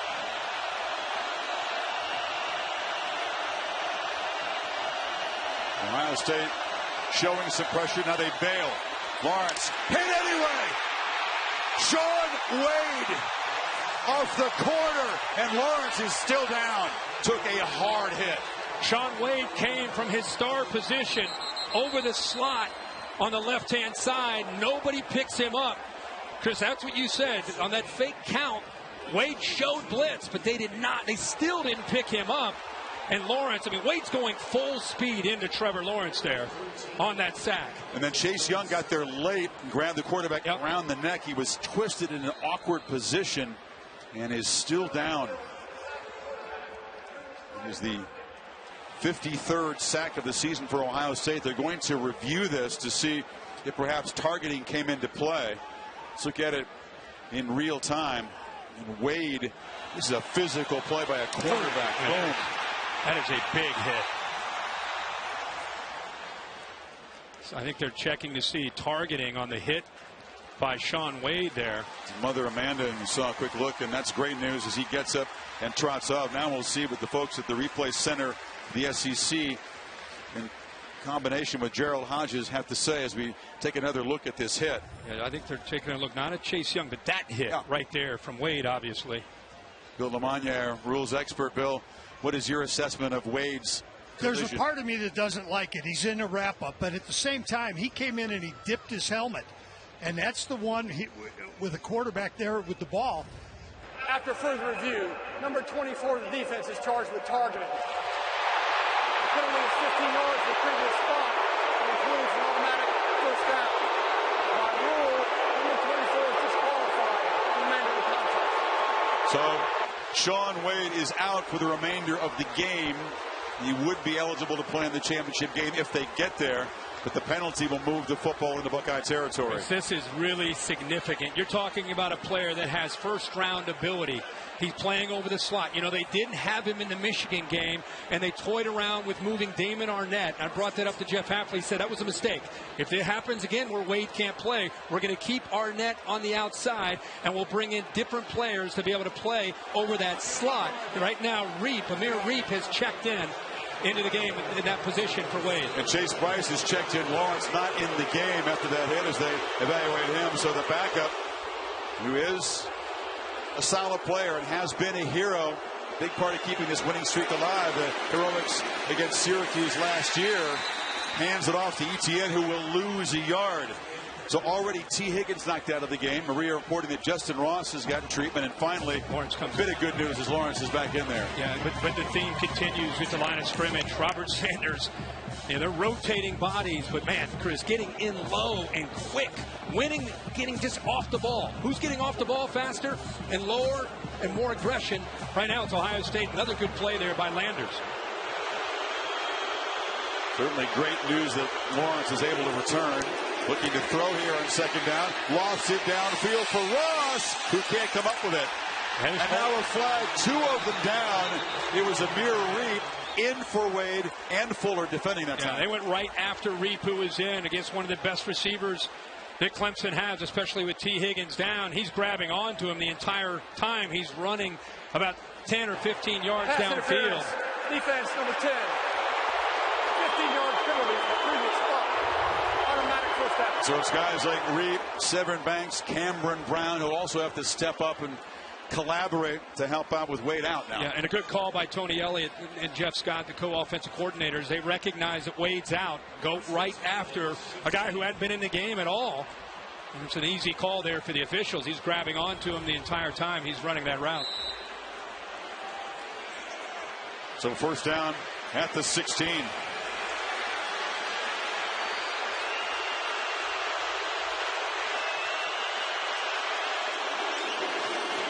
Etienne, quick penetration, had to battle to get back to the line of scrimmage. Malik Harrison's been really active in the first half tonight. He sure has, but he's really benefiting from the defensive line play. Landers, again, is just too much to handle with his speed and quickness. He gets into that backfield.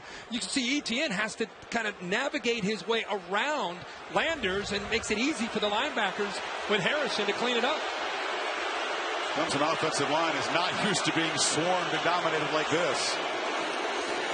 Lawrence still has the ball, scrambles, now looks to run, and long strides will carry him inside the 10. It'll be third down and about 2. Boy, he covers a lot of ground when he takes off to run the football at 6'6". Gallops, doesn't he? He sure does. Ohio State bringing a lot of pressure. That time they lose the edge. They lose contain. with Malik Harrison. He's able to use the speed to get around him, give him a much better chance on 3rd and short. Keep reminding you, Ohio State's got to be aware of that quarterback run on these 3rd and shorts.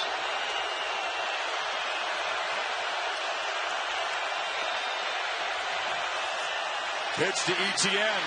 Can he get the edge? No, he's turned back, but does well and scores. Standing up. That was all Travis Etienne on his own, and the Tigers finally on the board. Great point about that being all Travis Etienne. It's a good read. He pitches it out. But look at Fuller not give up on the play. But the rest of the Ohio State defense is running, expecting him near the boundary, puts his foot in the ground, deals with Fuller, and then cuts back against the rest of the aggressive Ohio State defense and into the end zone for the touchdown. They beat a very good safety in Fuller, and then just ran through about 5 scarlet jerseys. Etienne finally gets Clemson on the board. 2:45 before halftime, and it's 16-7. As Travis Etienne's 18th rushing touchdown of the season. Penalties aiding the drive big time.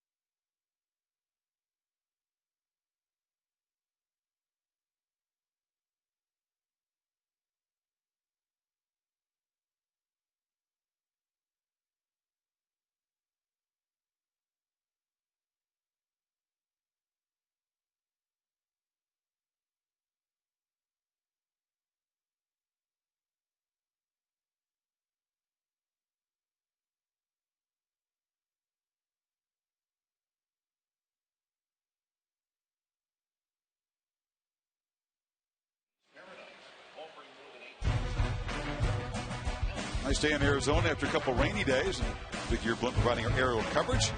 We're receiving the honorary member of the College Football Hall of Fame, Goodyear Blimp. Goodyear more driven. They were inducted in Atlanta. Yeah. Earlier this month, right? That's right. Well, it was going to be 4th down for Clemson. They would have had to punt the ball, but that targeting call, a good one, correct call against Sean Wade, prolonged the drive. Pass interference by Reed. So the 75-yard, 10-play drive has cut the Ohio State lead to 9.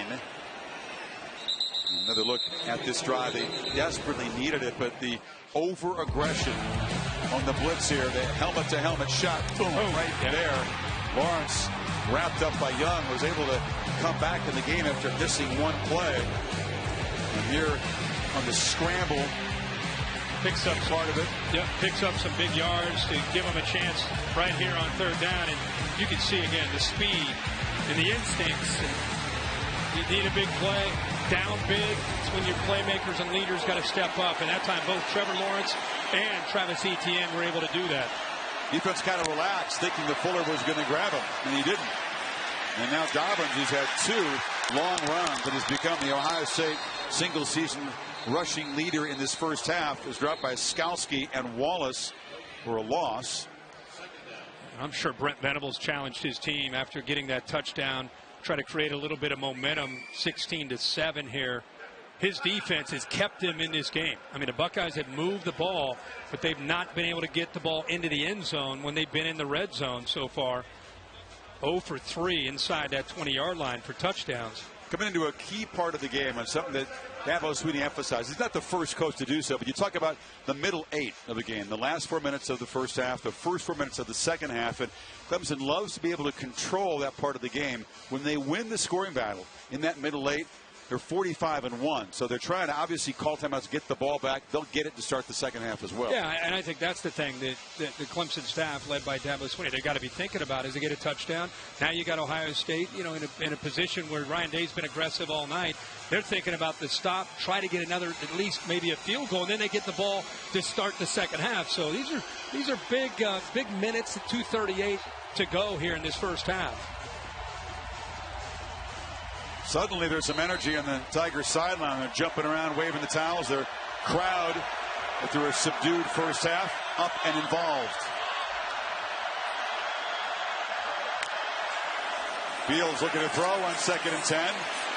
Backpedals, has space, and now delivers on the sideline. And the catch is made by Wilson. The freshman's been a big part of the attack so far. He's a couple yards short of the marker. They rushed 3 that time, just relying on good coverage. They had 3 deep and 5 under, but Fields, because he's athletic enough to keep the play alive, eventually finds Wilson for positive yards. And now Dobbins hit in the backfield and dropped. They can't convert on 3rd and 2. The Tigers, freshman Tyler Davis got there to stop him. Good job by Tyler Davis, but James Skowski also walks up into the line of scrimmage. Does a good job right here affecting the play, but watch Tyler Davis right there at the nose spot, able to get through there and benefit, because you saw the center, 71 Myers. He had to come and account for that linebacker, which freed up the freshman Davis to make that play. Skalski right on top of him, and Dobbins remains down on the field. J.K. looking at that foot and ankle area. 68-yard touchdown to the 64-yarder to set up a field goal. Well, Tyler Davis, when he got into the backfield, he wrapped around the leg and eventually the foot. Right there, he's holding on to him and allows the rest of the defense to get in there. But the ankle's not, it's kind of held solid there by Davis. Dobbins up now, which is good news. We'll try it off. Tigers defense forcing a 3-and-out for the first time tonight. So all of a sudden the tone has changed here in Glendale. And Clemson with 2:05 to work with. They did spend 2 timeouts, but still should have plenty of time for Lawrence to operate the 2-minute drill. Chrisman punting, and Amari Rogers stationed at his 29.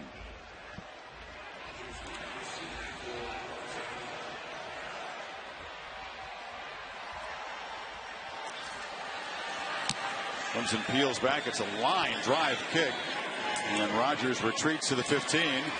And the coverage team flies down there. That's Olave, who came down to make the play. The receiver who takes great pride in his special teams play. Well, the build-up to this game was really historic. First 13-0 teams to ever meet. Clemson having not lost since the end of the 17 season. Ohio State having not lost since Purdue game middle of last year. Does remind you of that setup in the Rose Bowl.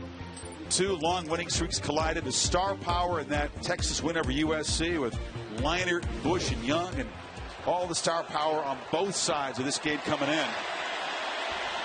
The winners of 28 in a row, not about to fold their tents.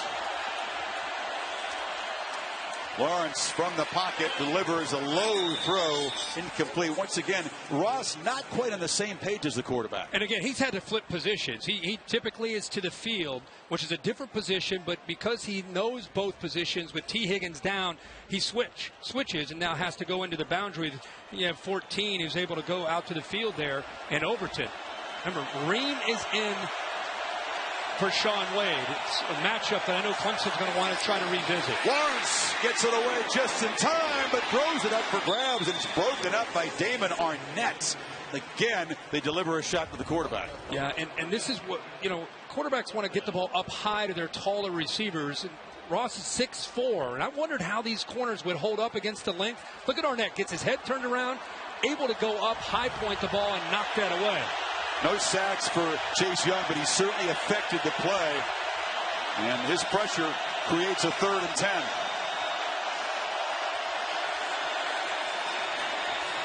Lawrence delivers a strike. Ross makes the catch. They move the 6 across the 30. That was a dart.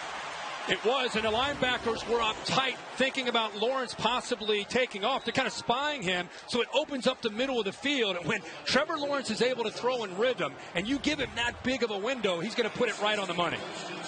16-yard gain and a crucial 3rd and 10. Now from the pocket, Lawrence took a peek downfield and now tries to find Overton on the sidelines. Incomplete. Reap defending. Minute 22. And Clemson trying to come off the canvas here as Dobbins tries to get that ankle loose. The Mazda halftime report is coming up. Reese Davis, Desmond Howard, David Pollock. Take a look at that dominant LSU victory from the Peach Bowl. And also Penn State's victory earlier today. Big Ten 3-0 in bowls at the moment. Lawrence took a peek downfield, had a lot of room, and breaks a tackle, and is still running. Lawrence in a foot race. Will they catch him? Touchdown, Tigers! Wow! A game-changing play.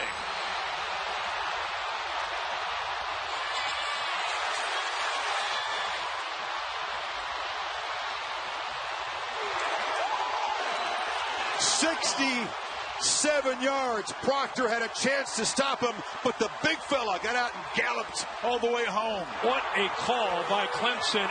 Again, utilizing the legs of Trevor Lawrence in that backfield. You expect ETN to be carrying the ball tonight. Instead, it's Lawrence following the block of the left guard, John Simpson, and it opened up. Talk about a frustrating first half, Kirk, throwing the ball. How about this play, though? Well, this is great job of reading this block right here by Trevor Lawrence. Simpson, the left guard. You can see the linebackers, they actually move this way, and now it's up to the free safety, Josh Proctor, to be able to make a play. The eraser, right? You got to make that play. And again, he's 6'6", 220, making those moves in the open field. Heck of a play, and the Tigers are right back in this game. Long run this season. Before that was 28 yards. But it is the 8th rushing touchdown for Trevor. And Clemson within 2, despite being badly outplayed most of this first half. Keep in mind, he got knocked out of this game after that hit. The targeting call by Sean Wade shown some toughness. We talked about, remember early in the first half, I said, you got to step up. You're undefeated. Need to see this leadership. Need to be that guy. Boy, has he answered the call here for Clemson. And perhaps Wade's targeting play, the helmet-to-helmet hit on Lawrence, will be the pivotal moment tonight. Certainly change momentum. Here's the play. Okay, this is 4th down. This is a gutsy play here, and an unbelievable call to be able to recognize that they had the numbers right. You have to be able to account for that quarterback. Ohio State's defense is built to stop the run. And Clemson knew coming into tonight, Trevor Lawrence would have to be involved in this running game. And he most certainly has up to this point, 9 times and 89 yards. Now the Tiger bench really up, jumping around, the crowd making noise. Momentum has been seized. And the folks in orange and white, Teague spun down, and now it's just Ohio State trying to get to the locker room with the lead. And Dabo Swinney sprinting down and to call another timeout. You talked about the final few minutes of the first half and the beginning of the second half, and Dabo Swinney getting his team to really respond here at the end. Got to give his defense and Brent Venables a lot of credit, because this game was lopsided. It was going in a very bad direction for the Tigers, but Ohio State had 3 drives inside the 16-yard line and came away with 3 field goals. So they've kept them in this game and given Lawrence and the offense a chance to strike back and make this a ball game. They were so dominant early, moving the ball up and down the field, but you just wondered, against a team as explosive as Clemson, you don't take the opportunities, and they proved to be crucial. Now, they can obviously run out the remainder of this clock if Day chooses just to run the ball. By calling the timeout, it's kind of forcing their hand, because if they do throw it, you don't get a completion. Yep. Force Ohio State to have to punt the ball here before the break. Well, really, from that targeting call, the pass interference call, boom, this game has flipped. Dobbins has not returned to the game. It's still Teague. They fake it to him, and Fields, with that aggressive approach from Day, looking to throw, delivers over the middle into traffic. Couldn't find K.J. Hill. There were a bunch of Tigers surrounding the senior. Well, he had K.J. Hill earlier over the middle of the field.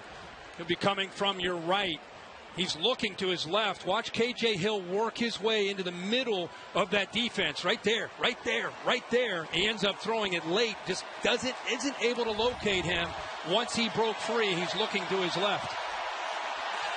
The interesting decision now for Day. Do you try to throw, make the first down, but perhaps if you don't complete it, give Clemson some time to work with here.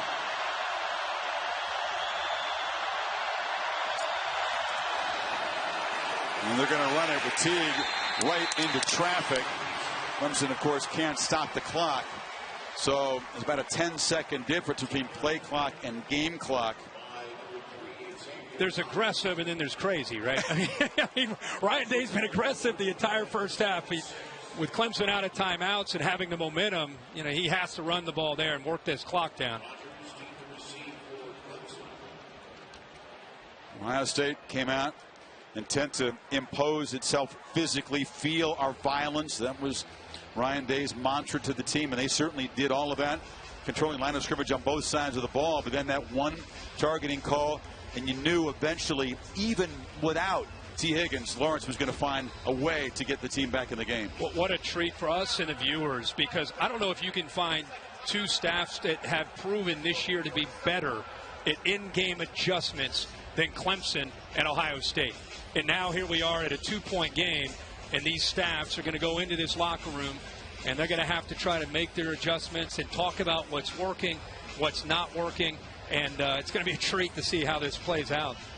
Clemson will get the ball to begin the second half. What's your sense of the message that Jeff Hafley will deliver to his defense? They were so aggressive early. Now you give up. The last thing you expect is Lawrence is going to run 67 yards for a touchdown. Yeah, I mean, they obviously came in maybe thinking that Lawrence might be somewhat of a factor in the running game. Now, clearly, he has been involved a lot, and that's the adjustment. They're going to have to account for QB run and keep doing what they're doing. You just got to execute. I mean, they were playing great for a quarter and a half. They're not going to lose their aggressive approach at all. Chrisman, they came after him. He gets the punt away, and with no returner back there, it'll just bounce and be down at the 23-yard line with 4 seconds before halftime. Capital One rewarding performance. Takes a look at the evening of Trevor Lawrence, and he's had to show toughness. Among all the attributes, not enough is said about this, but Wade delivers the shot, gets himself ejected from the game. Lawrence returns after missing one play. You can see the look on it. You can see the look on his face, Chris. It was not pleasant, but after that one play, he comes right back in and eventually leads them to a touchdown where ETN scores, and it comes back the next possession and shows you the kind of speed he has and the toughness that he has to be able to be the leader of this team. Remember, he's undefeated as a quarterback. He's a winner. Hasn't lost a game since November 2017, a Georgia playoff shocking loss. Buckeyes rolled to a 16-0 lead. Clemson claims momentum, and the lead is just 2 at halftime. Go to Tom Rinaldi with Ryan Day. Chris, thank you very much. A half you were dominating, up 16-0 in the final minutes run. What changed? Well, we got a couple things that really, the catch in the end zone, that's a touchdown. We didn't score in the red zone. And you talk about a change of events when they threw Sean out of the game. I have not seen that, but you talk about a change in the game. He's out of the game. It's 4th and 15. They get the first down and score. That was a huge change. But that's behind us, so we got to regroup at halftime and come out and play great in the second half. Appreciate the time. Thanks, Rex. Maria. All right, Coach, the momentum started on that sideline, but you're taking it into the locker room. What was the difference in the first half? Well, we just settled down. We really, give them credit. They made some good plays, but, man, we did a poor job of taking care of Clemson. Basic stuff, zone read, the end doesn't squeeze, big play. Another time, we got a guy that comes to the A-gap, no contain, big play. But I tell you, we played good red zone defense, and I think we held them to some kicks. That gave us a chance to kind of settle in right there, and then did a poor job on 3rd and short. We dropped the pass on 3rd down, and so just really didn't play. We gave up at 12 men on the field, so didn't do the things that we need to do on our end But, our guys got the heart of a champion, and you just saw it. So, tough start for us. Good finish to the second half. We get the ball, so hopefully we can continue to build on that momentum. And dropped a pick six right in our hands, missed a field goal. So, hey, we're very fortunate that it's 16-14 and still got a good chance. All right, thanks for your time. Okay. Deb, we better get in there. We're about to kick off for the second half here. Dabo, a comprehensive review. Hey, we got a great second half coming up, a rarity, a competitive semifinal. Trevor Lawrence is going to take snaps behind for the first time in his college career. The Mazda halftime report right after these messages from the PlayStation Fiesta Bowl.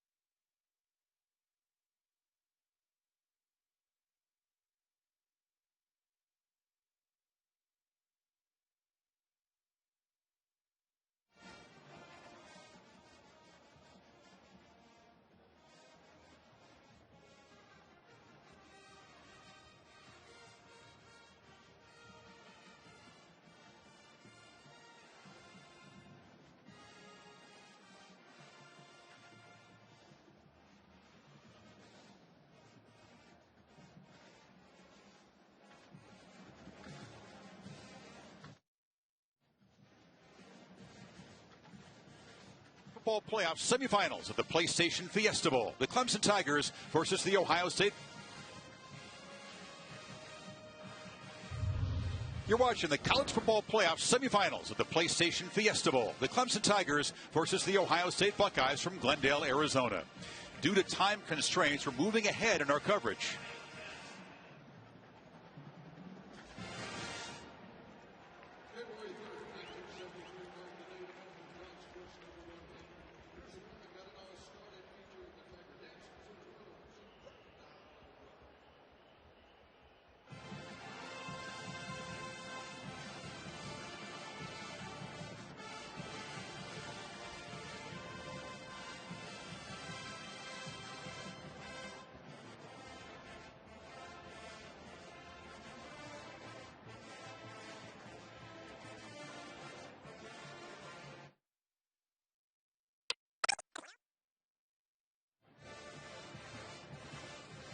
You're watching the college football playoff semifinals of the PlayStation Fiesta Bowl. It's Clemson versus Ohio State.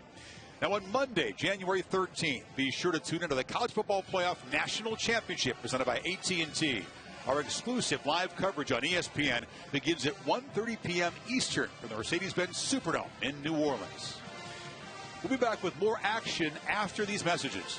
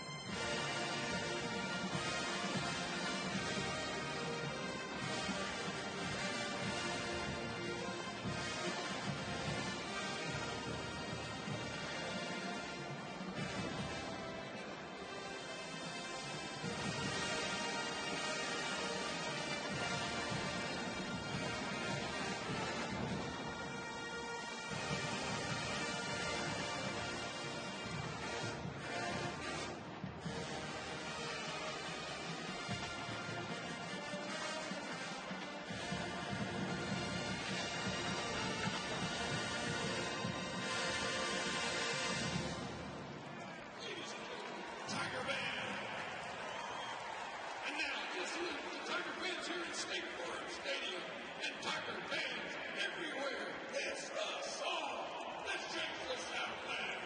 Tiger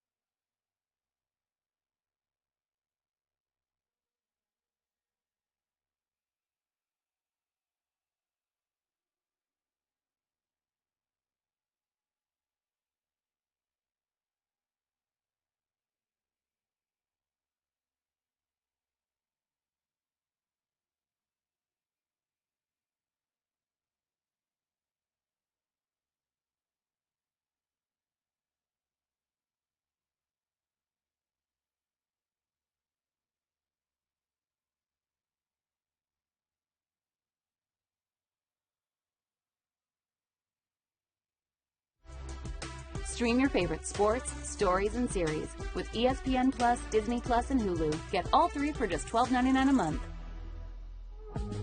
The undefeated Buckeyes, the undefeated Tigers for a slot in the championship game. Dobbins off to the races. 68-yard lightning strike. Touchdown Tigers! A game-changing play.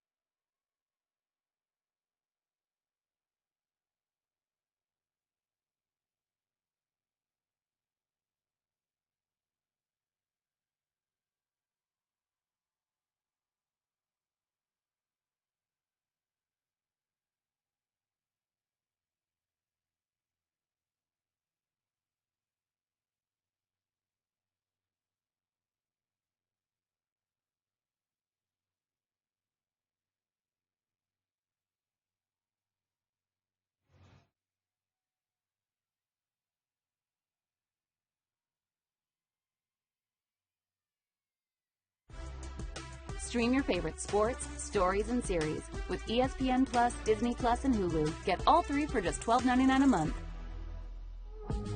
The undefeated Buckeyes, the undefeated Tigers for a slot in the championship game. Dobbins off to the races. 68-yard lightning strike.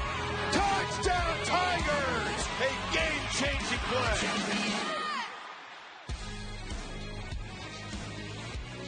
2-point game in Glendale. Welcome back to the College Football Playoff semifinal at the PlayStation Fiesta Bowl. Ohio State scoring the first 16 points before Trevor Lawrence and Clemson roared back in the final 5 minutes of the half to cut the lead to 2, and Tigers will get the ball to begin the third quarter. And welcome back, Chris Fowler and Kirk Herbstreit. 25 minutes of dominance by Ohio State, but some red zone field goals. T. Higgins knocked out of the game for Clemson, but a pivotal penalty, a targeting call on Shaun Wade, turned everything. Yeah, the targeting call, not only do you take Shaun Wade, who's a great player, out of the game, but it gave Clemson life on a 3rd and 15. They end up getting the first down, a pass interference, and a touchdown by ETN. In really the last minute and 35, 2 touchdowns for Clemson, which really tells you how the game changed late in that first half. J.K. Dobbins had a couple of long runs, but also had a couple of dropped passes. With that ankle problem at the end of the half, we'll keep a close eye on that. Let's take another look at the play. Shaun Wade came on the corner. This is an aggressive approach. They were intent on hitting Lawrence early and often. That helmet-to-helmet, though, drew the flag. There are a lot of people that question the call. They get upset with the call. That's a bad call. Bill, is it a bad call or the right call? It's forcible contact, crown of the helmet, and it doesn't matter that Trevor even dipped down a little bit. You cannot go to the crown of the helmet from your head to your toes on your opponent. It's a targeting foul. Offense had been stagnant before that play. 97 yards and 10 plays after. And Lawrence and company back in business from the 25. And looking to throw in first down. Zips it across the middle into traffic. Flags down immediately. They try to get the ball to Higgins, who's returned to the game. Yep, we talked at halftime. Chris thought maybe they would look at him. Maybe there's a chance to come back into the boundary. Damon Arnett with that left hand trying to jam him, slow him down. Grabs onto that jersey. Official sees it. The right call is made, but for a Clemson fan to see 5 back out there to start this second half is big, because now you can move Justin Ross back to the field. Defense number 3. Buckeye defenders Penalty will place the ball. Probably thought, hey, we don't have to worry about Higgins the rest of the night. Guy was a 1,000-yard receiver, 13 touchdown receptions. Looks to be good to go. That's a big relief. And a tough matchup. It's 6'4", 215 pounds. Has played in a lot of big games. Has to win in the boundary one-on-one for this offense to really be effective. Higgins with a touchdown catch in his last 4 postseason games. And now it's ETN busting loose. Quick burst for 7. Trying to get him loose. They had a hard time doing that in the first half. This time, remember I talked about these coaching staffs are as good as you're going to see at in-game adjustments. They want to get him outside, away from that battle in the interior between the tackles where Ohio State has been dominating. Get him out on the edge.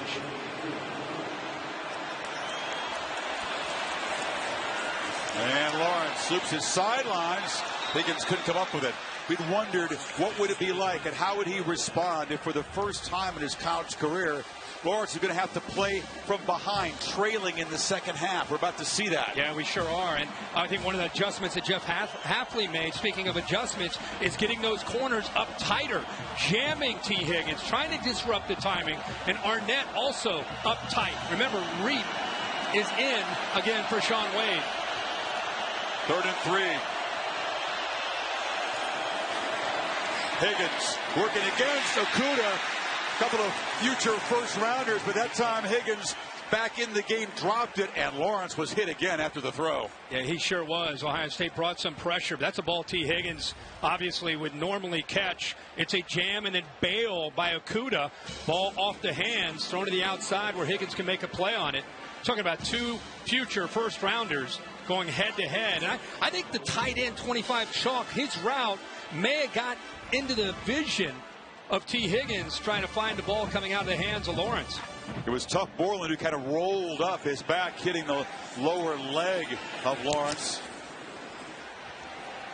Spires with the punt, tries to knock it dead, and they are able to keep it out of the end zone. A beautiful kick from the junior Clemson legacy player. The coverage team does its job, and the Buckeyes will be backed up. Maria?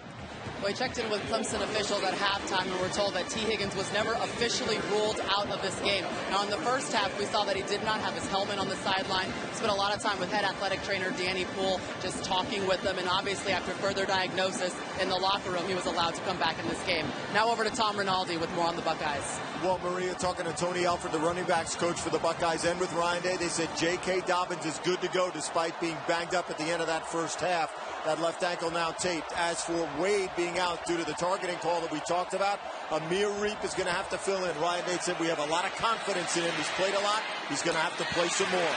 Fields throwing from his end zone, completes the pass to Victor, who's got first down across the 15. And again, Ryan Day, he is not going to change. Tommy asked him coming off, what do you need to do? And he basically was saying, let's just keep doing the same thing. You got to execute better. But Dobbins is down. He is. Dobbins is in the opposite side of the field from where the play is. And you can see the heavy tape on the left ankle that Tom talked about. Let's take a look at what happened on this play. Just nobody touches him. He tried to, first time he probably had to move his body that way and felt something clearly that was not allowing him to continue, and he's walking off the field right now in the opposite direction of the bench into the locker room. Yeah, he's going right to the nearest tunnel, it appears, and the man who exploded for 2 long runs in the first half but had a chance of pass receptions to have build the lead. This is an awful sight for Ohio State fans. Yeah, Shaun Wade already out. Now you lose potentially J.K. Dobbins, who is a superstar for this offense. Master Teague now steps in. Teague, a freshman from Tennessee, averaged more than 6 per carry this season. He's no slouch, but he's no J.K. More of a physical runner. Nothing there on first down. What you lose is that ability to explode. You saw that in the first half with J.K. Dobbins. He can hit a crease and immediately have that acceleration to get into that second, third level of a defense. You lose that now. Teague's a good back, but not the same at this stage of his career as Dobbins. Fields sets up, delivers a strike to Hill, and makes a sliding catch out near the 40. Another accurate throw from Fields. Yeah, he has to squeeze this in behind the safety who's cheating up. Finds that spot right in the zone, right behind him, and K.J. Hill does a nice job where Fields throws him open into the hole in the zone. 22-yard pickup, and now looking to throw again on first down. It's a sideline route, and Olave goes up. High points the ball, and they'll move the 6 again, the ball at midfield. And a really good job by this offensive line communicating and giving Fields time to throw. You talk to anybody when it comes to defending, going against Clemson's defense, it's can your offensive line communicate, pick up the exotic blitzes and the pressures that Venables will throw at you. They've been holding their own so far most of this game. Wisconsin's defense had some success confusing him, pressuring him in the first half. As Dobbins makes the long walk to the locker room, And Teague filling in for him. Gets the handoff and is going to be, well, wrestled down after a very hard-earned 1-yard gain. And that's what I'm talking about. You can see how physical of a runner he is. He ran out of a couple tackles there. Skowski looked like he had him wrapped up. Isaiah Simmons, Nolan Turner came in there. So while you lose that ability to accelerate, you do pick up a guy that can bounce off of some would-be tacklers. Well, if you're Dobbins, without him, you're not sure if Fields' knee is 100%. You got to start throwing. Play call and challenge for Ryan Day. Let's see if they do continue to throw the ball, and they'll run Fields. It's a power straight ahead. It'll set up a 3rd and 6. That's exactly what it is a quarterback power. Wait on that left guard to pull around. Jonah Jackson try to clean that up. I think Ryan Day really calling that play just to give him a more manageable 3rd down. Now these receivers with Dobbins down, they've got to continue to make plays and get separation to help Fields out. A.J. Hill comes in motion, was slot left. They've looked to him 8 times tonight, targeted 8 times already. Fields trying to escape, and he can't get away. Thought he had some green grass, but Tyler Davis, the defensive tackle, stopped him. It's 4th down. So again, this is what Brent Venables will do. He's going to show you the double blitz here, but then they drop, and they end up bringing Isaiah Simmons off to the left. So it affects the communication, and it makes Fields feel that, and he has to step out to give himself even a chance. But give Venables a tip of the cap there for drawing that one up there on 3rd down. Buckeyes moving 52 yards to flip the field, and now Crispin will try to do what he does very well, which is knock the ball dead and pin Clemson back. It's high with backspin. Rodgers lets it go, and Ohio State turned to execute perfectly as Olave gets down there at the 1-yard line. That's where Trevor Lawrence and the Tigers will take over.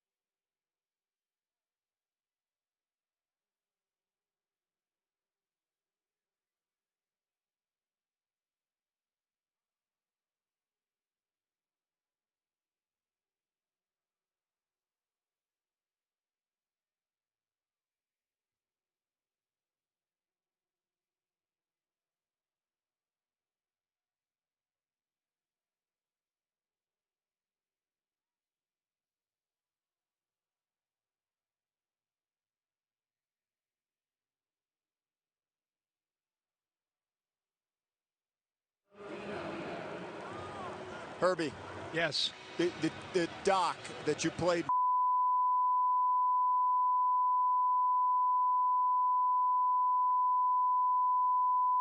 They're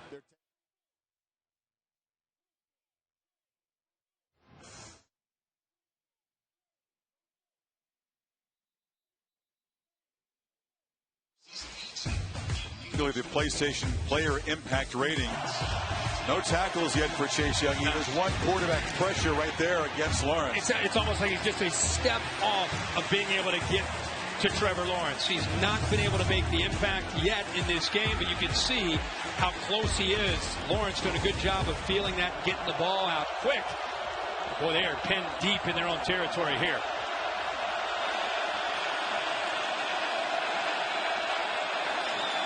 Lawrence from deep in his end zone takes a deep shot downfield, looking for Ross. Okuda, no way. tough to beat number one, who is a unanimous All-American, the first corner at Ohio State to ever get that honor. 6'1", 200 pounds, can run with any receiver. You can see he was up tight again, drops, bails, and then he locates the ball and keeps his body in great position to keep Ross away from being able to get to the football. And looks like now Ross is out. He landed on his shoulder and was favoring his right arm as he came to the sidelines. Lawrence is rolling on second down, delivers a shot in the flat, and Higgins tries to muscle his way to a first down. Reed stopped him just, I believe, a few inches short. Here's another look at the incompletion. Earlier on, it was the neck, as Maria reported, that was the problem for Ross, and he kind of is tripped up late. Lands on his shoulder. Didn't look like a lot there, but came off to the field with that right arm hanging at his side. Kind of another one of those fluke injuries, very similar to T. Higgins. By the way, can't really predict that he would go down from that fall. Higgins showed his physicality and made the first down there, so the Tigers some breathing room. Another short throw and catch, and Higgins this time will be corralled very quickly there by Okudah. You know, with Tony Elliott and Jeff Scott calling plays for Clemson, that's usually how they attack. Is they want to stretch you sideline to sideline with a lot of quick throws and a lot of times ETN outside runs, and then stretch you vertically with some shots. But Ross continues to be looked at, and then also run the ball. So it's just a combination of things. They've really yet to get that all going. Lawrence still under 50% throwing, 11 for 23 for a guy who's close to 70% on the season. Here's another run, and he has taken some shots tonight. He spun back into traffic, no fumble. He was down beforehand, and that time Chase Young did make an impact play along with Browning. Going right at Chase Young on the option here. They attack him, but he does a good job of kind of keeping Trevor Lawrence in a guessing game there on the option, and Barrett Browning keeping those linemen off of him, able to get there with his ability to scrape through that traffic. All right, Kirk, here's a big third down play. They need 6 to avoid having to punt it back and perhaps give Ohio State good field position.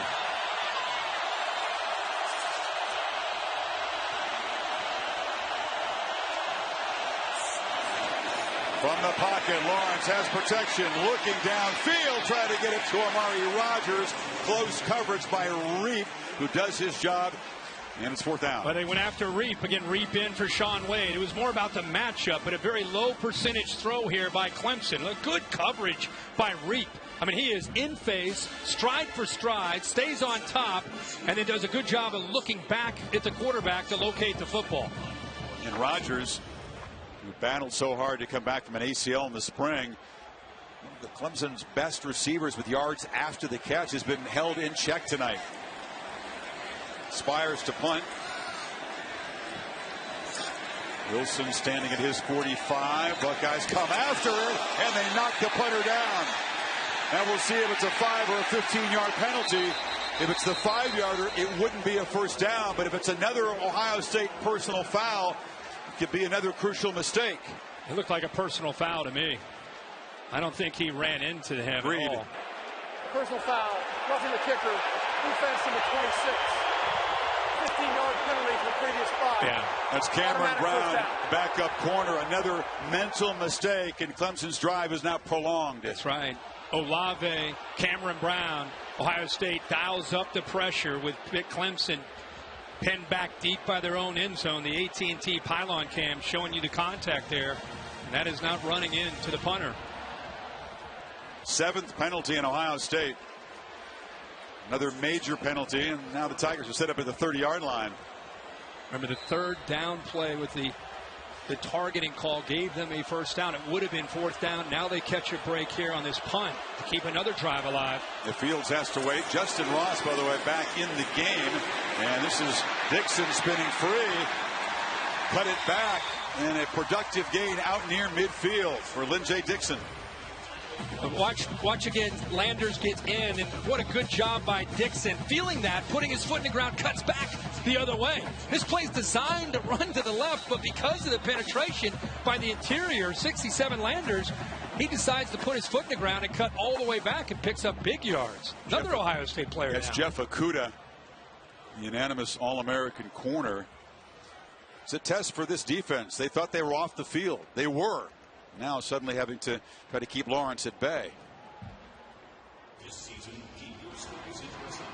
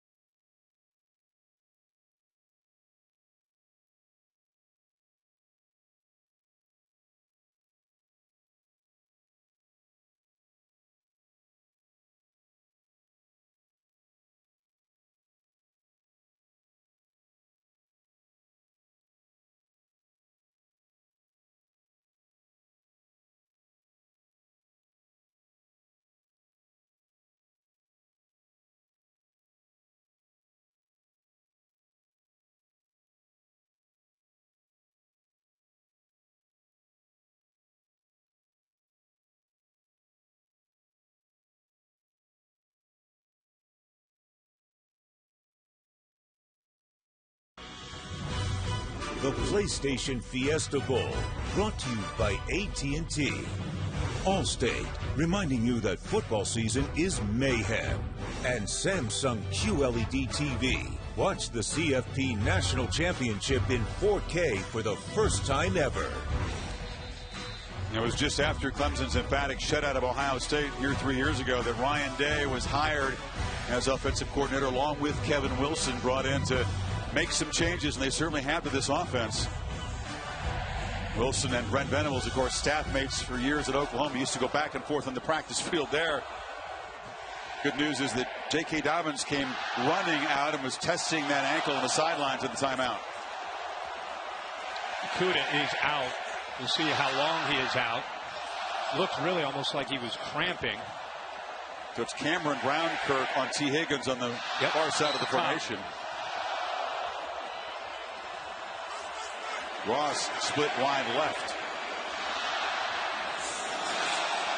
Look left, flip back in traffic to ETN. Intercepts the tackle. ETN into the secondary. Knifing to the end zone. Tigers take the lead.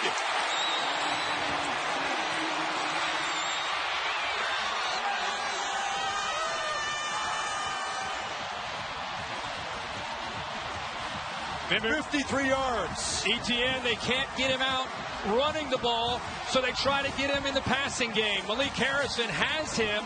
You can see Simpson gets out there, but now he's in the open field. Great blocks downfield by these wide receivers. Overton 14 with a big block. You can see 76, the center Pollard way downfield. And Travis Etienne is as explosive as any running back in college football. And when he's got room and starts to run downhill, look out. Not a big impact as a runner tonight, but as a receiver, an electric play. Once again, an Ohio State major penalty. The roughing the punter call against Brown gives new life to the Tigers offense, and they go 99 yards for a touchdown to take their first lead tonight, 21-16 for the defending champions.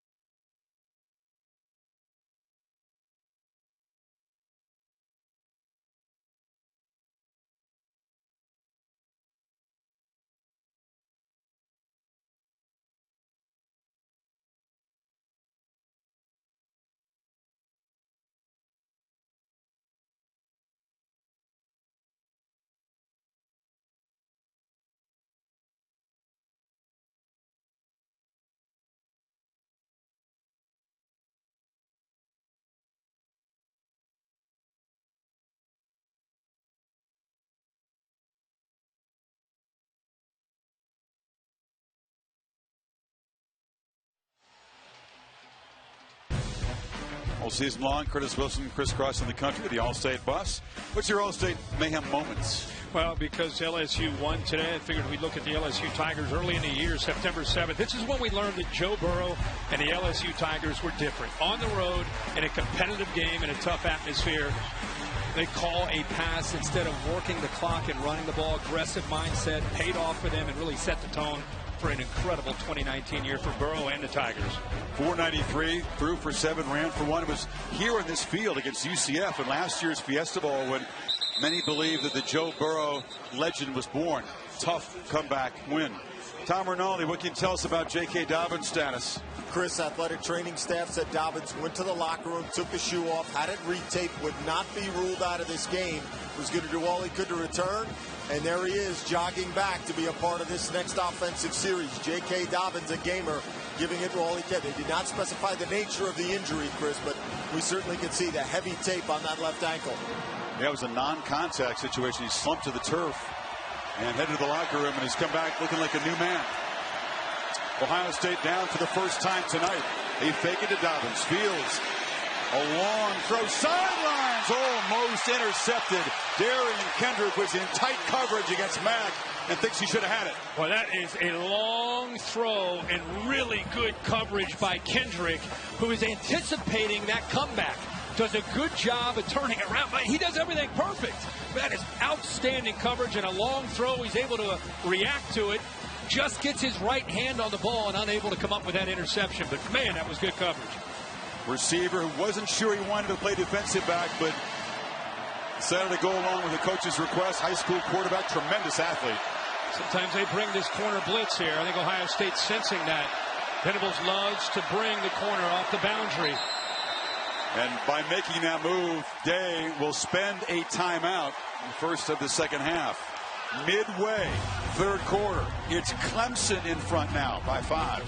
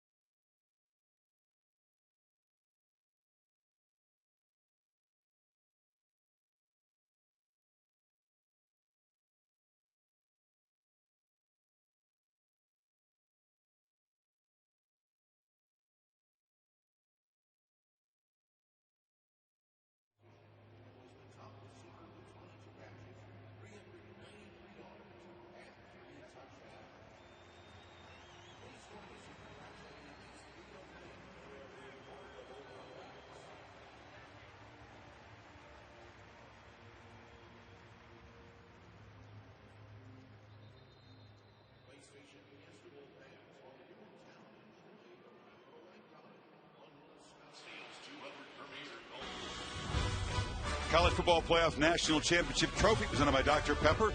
Clemson's got a couple of them, trying to make it 3 in 4 years, which would be truly astounding. A lot of work to be done, though. Ohio State taking over at the 25. behind suddenly. What was Ohio State doing in the first half that gave Clemson trouble? Attacking, tempo, getting them on their heels. We've not seen that in the last 3 or 4 possessions.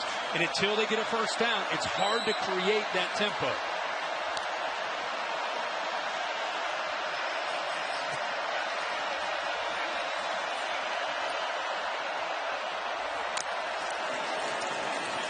Dobbins testing that ankle, runs left, lowers his head and gains 2. They are really attacking the line of scrimmage right now. I think they're feeling confident about the matchups on the outside. Terrell on one side, Kendrick on the other, frees up their safeties and backers to try to attack downhill, especially on early downs. And then it gets Venables to third down, where he gets creative and tries to affect the O-line and the quarterback.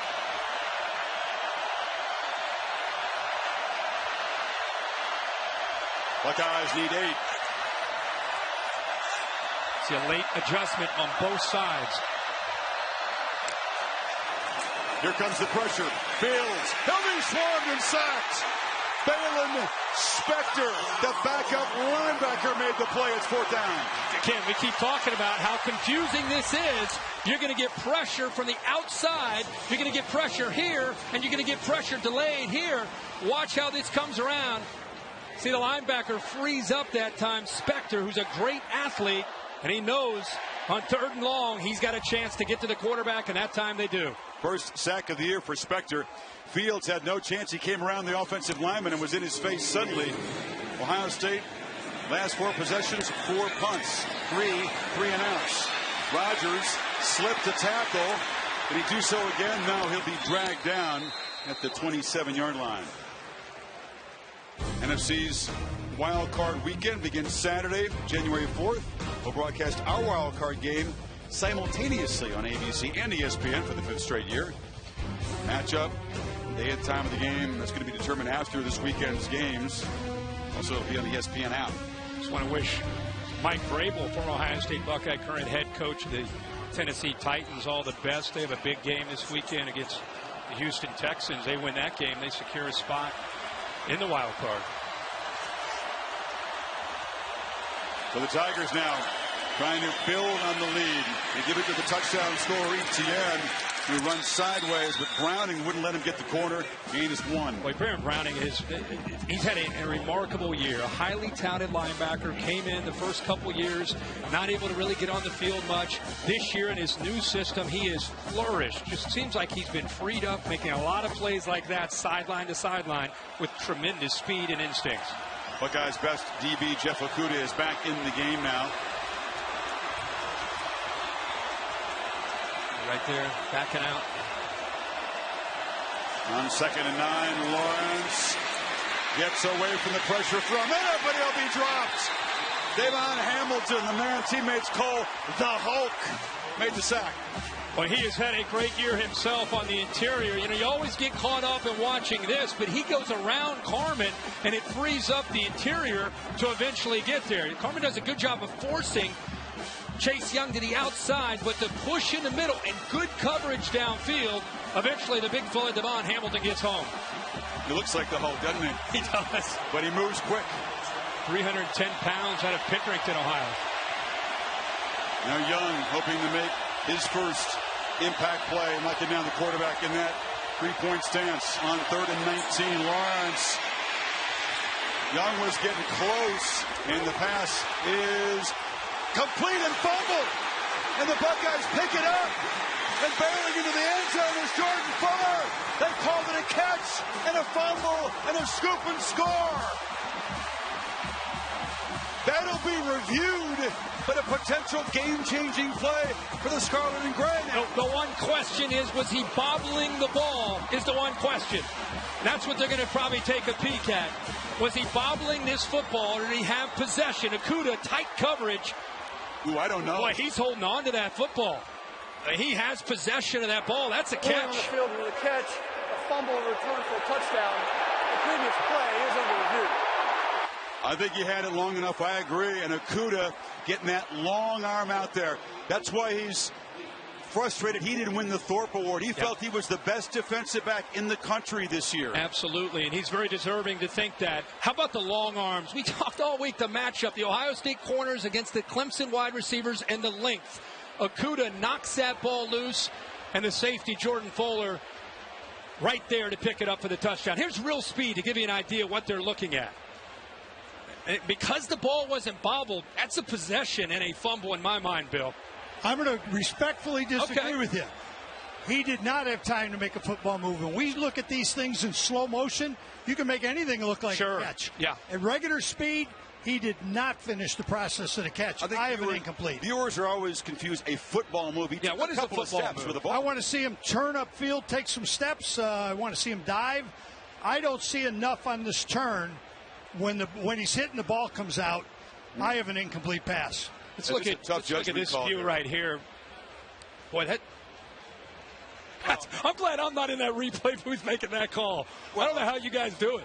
I mean, that looks like he took 3 steps. Real speed, Bill, is very different from replay. This is a replay review. Are you saying they're not going to take into account what it looked like in slow motion? I want to take and look at slow motion when we're talking about a foot at the sideline or the end line.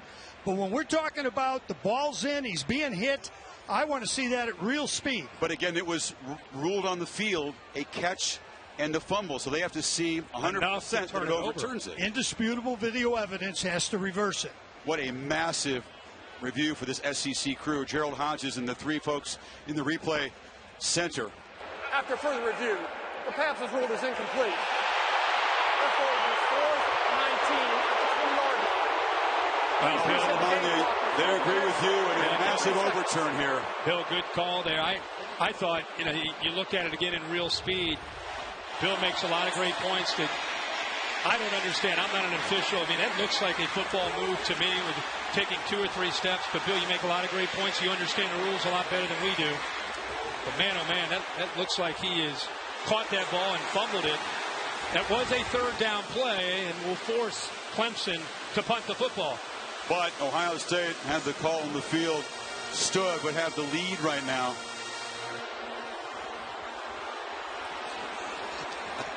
I bet you they don't come after this punt. They rough Spires the last time. They peel back, and Wilson will have a go. No fair catch. And dances around a short return to the 46. Tomorrow night, a special Sunday night NBA matchup on ESPN and the app. As LeBron and the Lakers host the Dallas Mavericks. Coverage begins at 9 o'clock Eastern Time with NBA Countdown.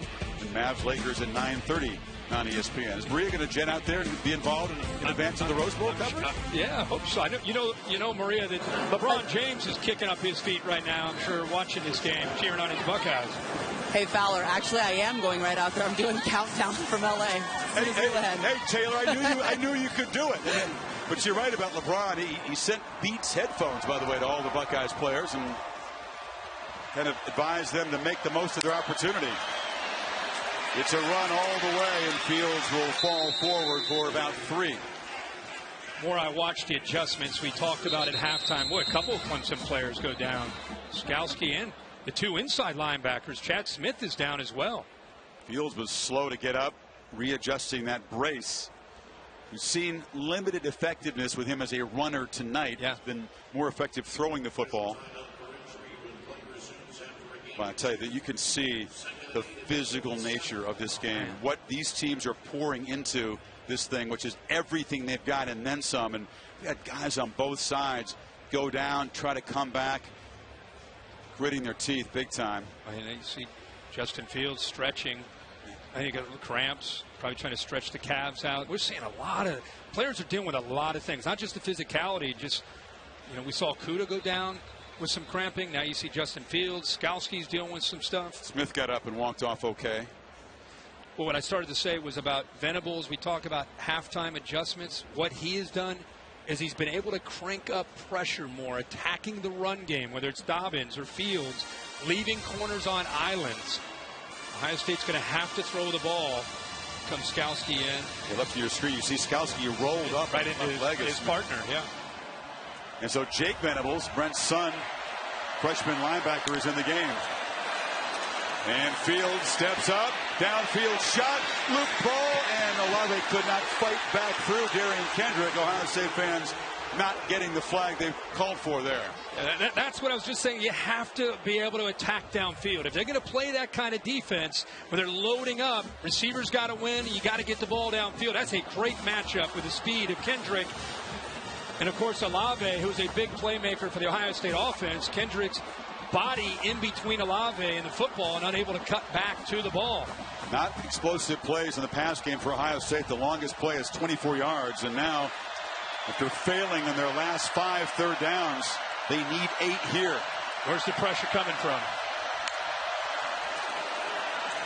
It's picked up, and Fields delivers. Intercepted. Simmons dancing down the sidelines, made the key pick, the first turnover of the game.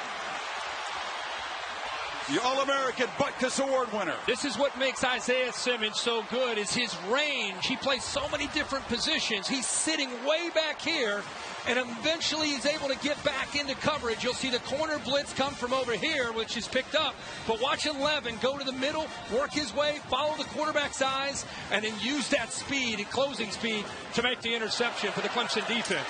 Eyes it, sees it, feels it, steps in front for the pick. And Simmons, who was the 451st ranked recruit when he came out of Kansas, recruited personally by Brett Venables, has been making plays like that all year for the Tigers defense. Just the second pick of the season for Fields, and it sets up Clemson, and now Joseph Ngata makes the catch, takes a hit, but moves the sticks. Gives you an idea of the depth that they have. They brought in Ngata this year as a true freshman out of California, along with Frank Ladson, another freshman. Very similar builds to T. Higgins and Justin Ross. He's 6'3", comes up with a great catch using just his hands. And suddenly it's the Ohio State defense that feels like it's on the ropes right now.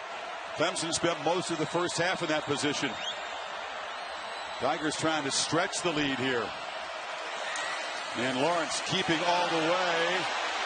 Makes a little inside move and then gets the corner and runs away from Harrison and scoots for a nice gain into Buckeye territory. That's how they took advantage of Chase Young's aggressive nature to try to rush the quarterback. He tries to get upfield and close, and nobody blocks him. Eventually, Suravinka does, but by then, Trevor Lawrence was able to just get outside of Chase Young, who lost contain there. Lawrence, who had the big 67-yard touchdown run, is approaching 100 yards on the ground tonight. 86. They fake it to Dixon. They flip it short. Higgins in traffic is hit immediately and dropped for a loss after the catch by Harrison. Surprised they went back into the boundary where there's just not a lot of real estate. Not a lot of room to run for the receiver. They create that stack look to free up the second receiver who's on the back side of the front receiver to try to get him freed up to make a play, but just nowhere for Higgins to go with great speed in pursuit there by the Buckeye defense. What's the call here now, Kirk? 3rd and 6 for the Tigers offense. Again, you got to rely on the quarterback because he can run it. Give him a play where he's got the threat to make a read and make the throw or pull it down and take off and go. Dabo Swinney wants to call a timeout. Had 3 receivers bunched to the right, but the play clock was winding down, and Dabo sensing the importance of this 3rd down. Again, they've got the Ohio State defense sort of on their heels, and Clemson a chance to stretch the lead. 21 unanswered points here, and you just had a feeling that the red zone opportunities where the Tigers defense stepped up, forced field goals was going to be a huge role, and then of course penalties have played a massive role for Ohio State. You get to this point this season, and it's a big-time playoff game with so much at stake. You look at the two teams on paper. Everybody all week, what do you think? What's going to happen? This is kind of what you thought. Ebb and flow, momentum changes both sides. Who at the end of the day is going to be able to capture and take advantage and capitalize on most of their opportunities? Right now, Clemson's starting to have that momentum. It's a long way from being over. It's turnovers are out there. Field position, which quarterback can make a play, which receiver can get separation. Big plays are ultimately going to decide the outcome of the game. Very different semifinal from the first one in Atlanta when LSU basically knocked out Oklahoma in the first quarter. Joe Burrow throwing for 7 touchdowns, all in the first half, running for 1. This one very much up for grabs. 10 defenders up tight within 5 yards of the line of scrimmage, just one safety back deep. And they bring pressure and they get him. Baron Browning from the linebacker position, and the Buckeye defense makes a crucial stop. Well, they move Chase Young to the inside and bring Baron Browning. Chase Young is here. Baron Browning, the linebacker, here on third down, and they can't double team Chase Young. It's one-on-one with Baron Browning. He's able to get there. Chase Young as well, and a good call there by Jeff Hafley, moving Chase Young around. Hafley said the faster the game, the bigger the role for Baron Browning. It's a fast-moving game right now, and number 5 makes a huge play. Third sack for the Ohio State defense, adding to their impressive total. Wilson waiting to punt as Spires rolls out and kicks it rugby style. And it's a dangerous play. The freshman fielding it on the hop up near his head. Knocked out of bounds at the 15-yard line. Of course, all season long, for every field goal and PAT, All-State makes a contribution to the university's general scholarship fund. Thank you, All-States. So the Ohio State offense, which has been frustrated, and you pointed out, Kirk, unable to recreate that tempo and the aggression we saw in the first 25 minutes of the game. You know, I know you love the Australian style punting. I thought he might take off there. The Ohio State punt coverage team, watch them. They kind of start to run and take off. Look at the room that he has. I thought he was maybe thinking about taking off and running. Had he would have made the first down. He would have had a shot. So Fields needs a spark here. Finds Mack in the flat. It's a short gain out near the 25. Kendrick stopped him. Ball underneath. You know, Clemson's been playing a lot tighter with Kendrick and Terrell on their edges. That time with soft coverage, an easy read and throw for Fields. But here comes that tempo. So Fields has to regroup after just his second interception of the season. Finds K.J. Hill. The other interception was basically on a trick play that went wrong. So this is by far the biggest interception he's thrown in his college career, and must bounce back right here. Yeah, I think you're right. I think it's more about trying to find that rhythm, and a first down helps you be able to do that. Now Ryan Day, we go back to that chess match with Ryan Day and Brent Venables. He's calling the plays. Dobbins running right, makes a cut, runs out of a tackle, and falls forward for about 5. You can see the difference between he and Master Teague, who came in for him when he went out with that ankle that's taped up. Just at such a different level of quickness that this Clemson defense has to deal with. Master Teague has a bright future, just a young player, but Dobbins, one of the top backs in the country.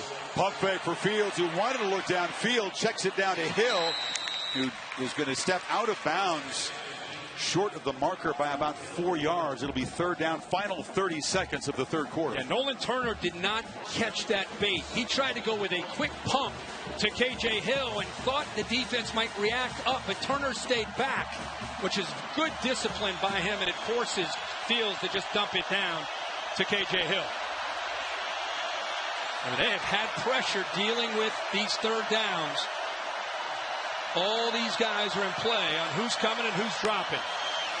Fields and a whistle before the snap. And a false start will back him up. So this will be third now and 9 yards to go. False start. Offense number 17. 5-yard penalty.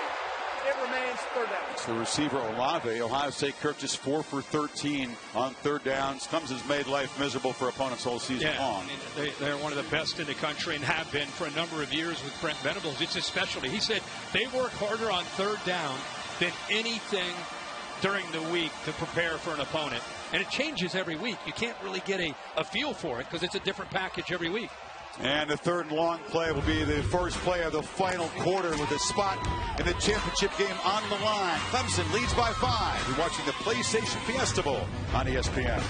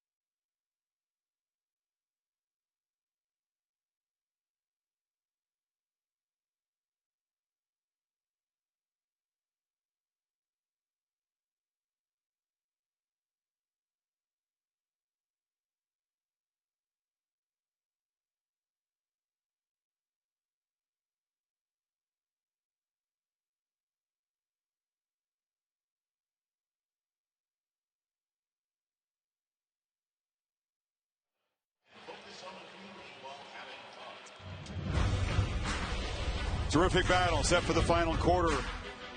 College football playoff semifinal number 2 at the PlayStation Fiesta Bowl.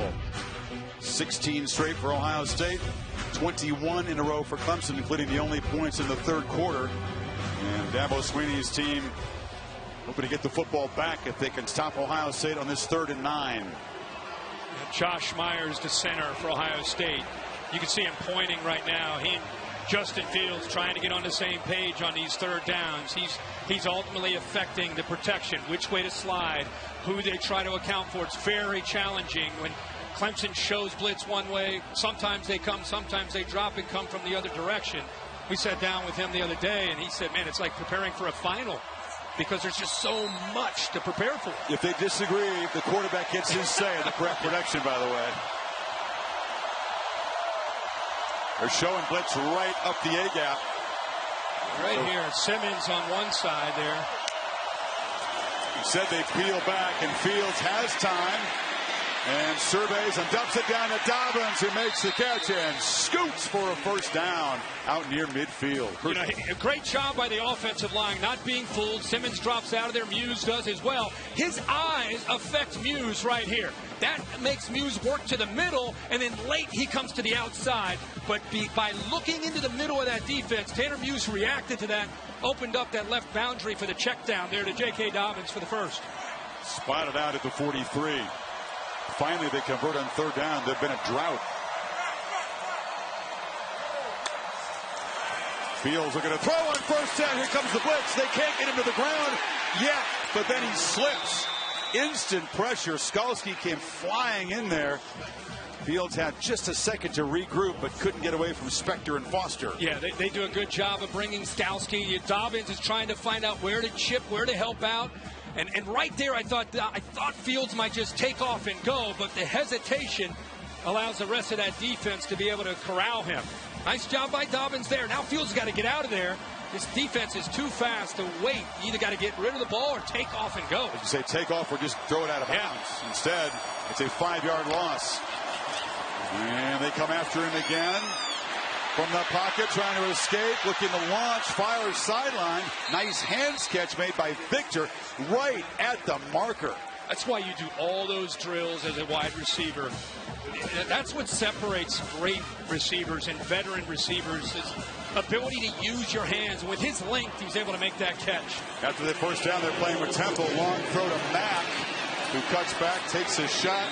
And knocked down for 9. They're trying to get that aggressive tempo going. Trying to go tempo. And you know what? Venables is not pulling back from his pressure. Blitzed again that time. So it's kind of tempo against tempo. But you notice Ohio State starting to gain some momentum here in the way they're attacking. 2nd and 1. It's Dobbins. He cuts it back and plows for a 1st down inside the 35. Just for people that understand that when you go tempo like that, not only is it hard to get lined up, you have to communicate the call and make sure everybody is on the same page defensively. And because you're thinking so much, you lose a little bit of that speed and a little bit of that downhill play. On 1st down, they dump it down to Dobbins. Dobbins against Simmons, who's just able to force him out. That's great athlete versus great athlete. They pick up 7. And Skalski actually has J.K. Dobbins, but because of the way they're blitzing those 2 inside linebackers, nobody there to pick up J.K. Dobbins, who leaks out of the backfield. We've seen that a couple times now where he's been on this drive, been able to work out of the backfield. And Fields, nobody open downfield, so he's checked down to an open running back. Buckeyes made subs that allows Clemson to do the same. So both teams kind of taking a breather here as Dobbins limps again. Well, he's leaving it out in the field tonight. Teague in the game on 2nd 4. Fake run, looking to throw. No one was open. The Tigers were not fighting. So 3rd down coming up. Yeah, you might be thinking, what the heck is he doing there? He's just trying to sink and show that he is running, trying to get the safeties and the linebackers to bite on that. But Chris, you're right. They sat back, weren't biting that at all. Nobody open. He just throws it away, which is a smart call there. Now they got a shot here on 3rd down and 4. Got Dobbins back in the game. Not much rest, right? Limping over there. You got to come back in on a big down. Instead of digging deep on both sides. And it's Dobbins trying to push forward on that Gippy angle, did not get there. Foster has played a whale of a game, the backup defensive end, and it's 4th down and a long yard. And that's one that Justin Fields would probably love to pull on its own read and collapse down. If he pulled that, he walks for a 1st down. Dave not hesitating. And on 4th down, Fields again tries to bait the defense. Throws it, touchdown, Olave! And OSU reclaims the lead. Well, they got a matchup that they wanted in a gutsy play call by Ryan Day. Nolan Turner, who's a great safety, but he's matched up one-on-one against Ohio State, maybe their best route runner, Chris Olave. It's a mismatch. You can see he gets that separation, and a good throw by Fields as he leads him into the end zone. But well-designed play to get Olave matched up against Nolan Turner. Breaks the 21-point run by Clemson, so a hasty decision there to go for it on 4th down. You tell me Day can spot that mismatch right there and make that call that quick? Wow. Incredible. I think he saw from earlier formations that he might be able to get this matchup, and didn't. You notice they didn't hesitate. That was not a look over. They went quickly, and Ryan Day knew exactly what he wanted. He knows he's got a chance. They give him time to make the throw. He does. The Buckeyes take the lead.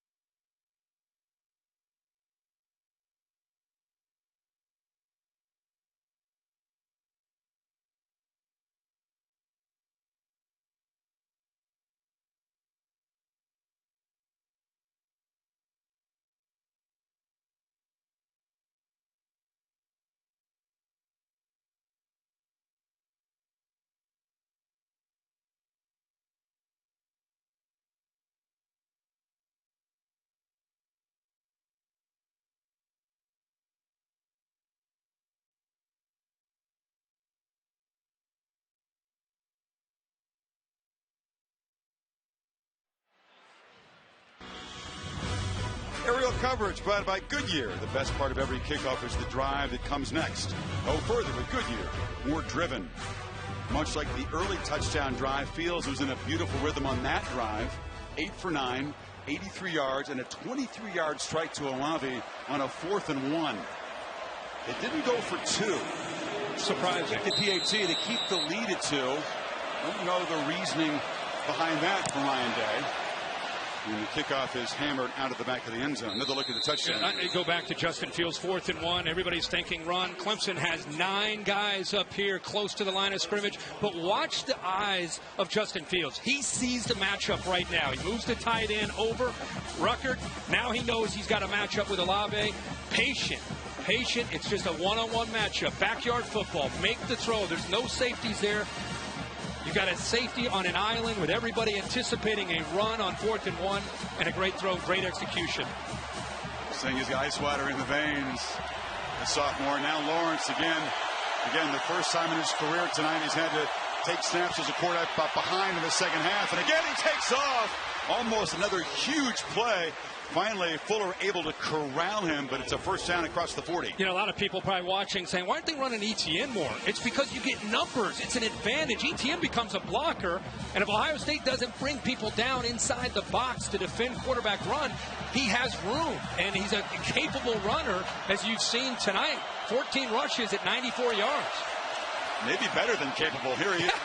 Did you think that Lawrence would have more than double the rushing yards compared to Travis Etienne into the fourth quarter? No, I thought he'd run it about 15 times tonight, but I didn't think he'd have more than Etienne. He takes another hit here. You know, but again, he's showing the toughness to be able to handle that. That's Emmett Warner who hits him. He gets right back up. Well, keep in mind, man, he's 6'6". He's 220 pounds. He's like, it's hitting a tight end. Added about 15 pounds of muscle, much stronger this year to take hits like that. Look at it throw, fires across the middle. Okudah broke it up. Got that left arm in front of Higgins, and Young knocked down the quarterback that time. Yeah, Young finally gets there, forces the ball out a little bit earlier maybe, but this the matchup. Okudah and those long arms against T. Higgins gets away with a little hold there, but is able to knock that ball away. I was talking to Bill Lamond. You can grab a jersey as a defender as long as you don't really tug or impede him from running and jumping. I felt like borderline there. And now it sets up 3rd and 9. Chase Young way out here. They bring late pressure. Completion to Ross, but they swarm him. He's stopped way short of the first down by Josh Proctor. And now it's 4th down. Jeff Hafley rally to the football, leverage the ball, keep everything in front, and make a tackle. Here's Ross again, man, who's had a rough night dealing with injuries. Down for the 3rd time. They brought the same blitz that Shaun Wade blitzed and got to him and got thrown out for a targeting call. This time it just makes him get the ball out quick. And you can see all those scarlet jerseys rallying to the ball. Yeah, 3 Buckeyes getting Ross to the ground is kind of bent in half. It was a neck, it was a shoulder earlier tonight. All kind of dudes paying the price. John Simpson, the guard, limping around as Ross makes his way to the sideline. Yeah, I can't remember a playoff game that had this many players deep into the game that are dealing with a variety of injuries and fighting through them. It tells you what's at stake here and what these guys are fighting for. So Lawrence unable to produce on that drive, and now Ohio State will get the football back.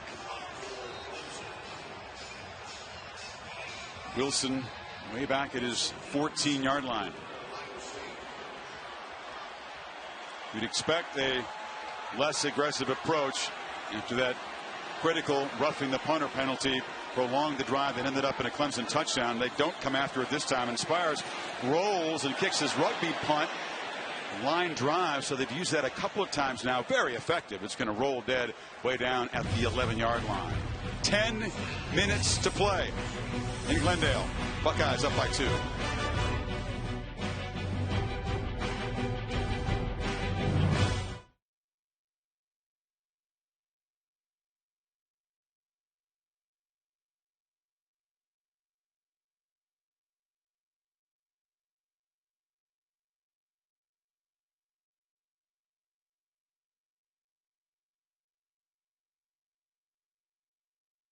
The PlayStation Fiesta Bowl, brought to you by PlayStation 4, the best place to play.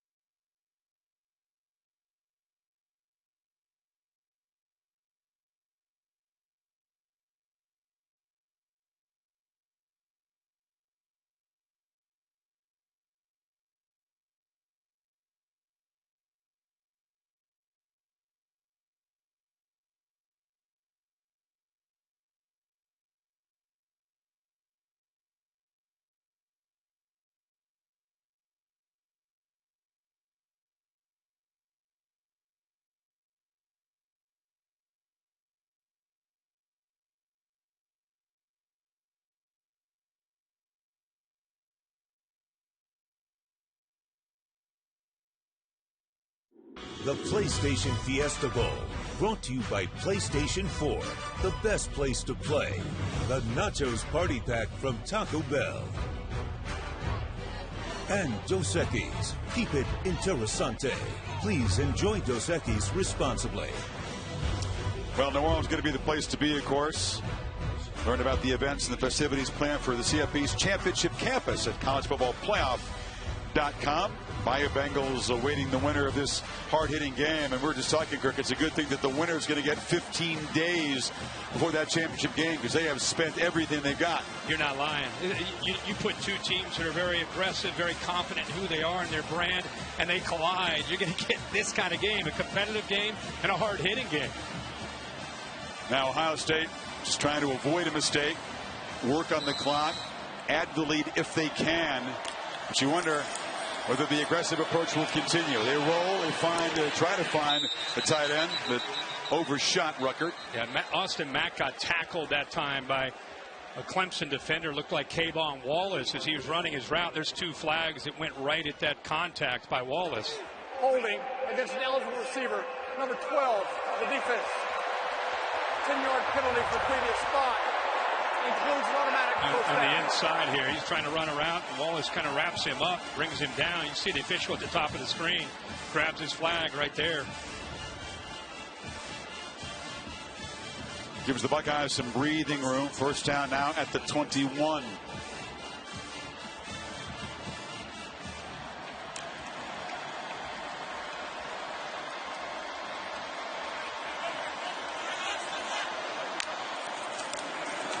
Dobbins worms his way, powers his way, muscles his way for a first down. If they can continue to run up the middle, that would make Ryan Day very happy in this situation. You go back to your strength, the interior. Great push by that offensive line that time. Good hard running by J.K. Dobbins, especially considering he's dealing with that left ankle. But that was a surge from the middle and a good push for the first down. They fake it to Dobbins. Fields has to elude the rush and can't. And he'll take a huge loss as Kayvon Wallace came from the safety spot and knocked him down way inside the 20 now. You know, when you bring this many blitzes, you create one-on-one opportunities. Linebackers are blitzing. Wallace is here. He goes up against the tight end, and watch him be able to work off of that tight end attempted block there in pass protection, a max protection, and he works off of the tight end Ruckert. All those one-on-one opportunities, someone's bound to get free with all that blitzing. Remember that play, an 11-yard loss on first down. Now Fields looking to take a downfield shot. Olave broke the route off, and it's intercepted by Kendrick. Flags are down as Kendrick weaves his way for a return into Ohio State territory. Still running, and now steps out at the 31. Now we'll check the flag on the far side of the field. He grabbed a hold of you can see Ryan Davis right in front of the Ohio State bench. He grabbed a hold of Olave. That's what made Olave quit on the route. Then he saw the football in the air, but this will come back and give Ohio State a first down. Holding against an eligible receiver, number 1 of the defense. 10-yard penalty for previous spot. We've seen Ohio State penalties be important for Clemson. Now a couple of Tigers penalties on this drive. It's a good matchup. Olave scored the last touchdown, and you can see that kind of a little stuttering go. He grabs a hold of him. A no-brainer there for the official. A little stuttering go caught Kendrick off guard. All he could do is just grab on there and not give up a potential big play.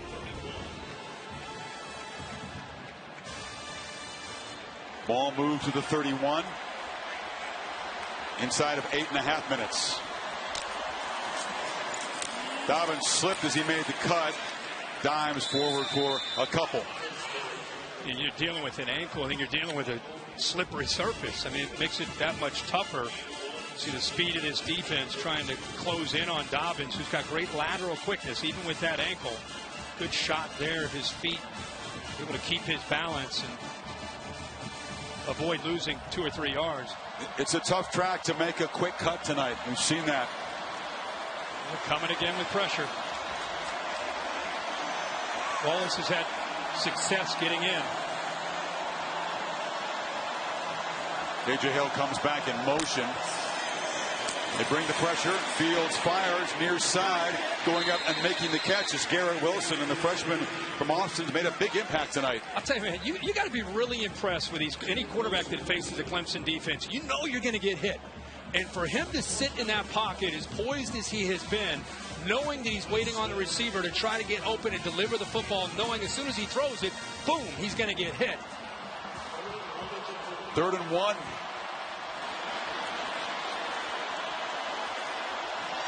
And trying to sneak it is Fields. They're going to spot him right near the 41.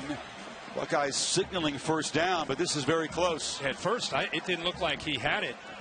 Initially, the freshman Tyler Davis pushed back Josh Myers, but it was a second effort that gives him a chance here. What? See Davis push it back. He's not going anywhere. Then that second and third effort gets him there and up for the first down. And they are moving the sticks. Fields, an incredibly strong lower body. It's hard to appreciate on TV, but I promise you. You're right about that. Notice that tempo that's been successful for them so much tonight is put on the shelf. Now it's more about working that clock with that 2-point lead. Already 2 penalty has created first downs. The Buckeyes have been able to move it 30 yards so far, take almost 3 minutes off the clock. Dobbins cuts back into the middle, and he's dropped by Tanner Muse for a gain of 2. A great career Tanner Muse has had. I know Clemson fans love watching him play. Number 19, 6'2", 230 pounds, really plays downhill as a safety, almost at times like a linebacker in run support.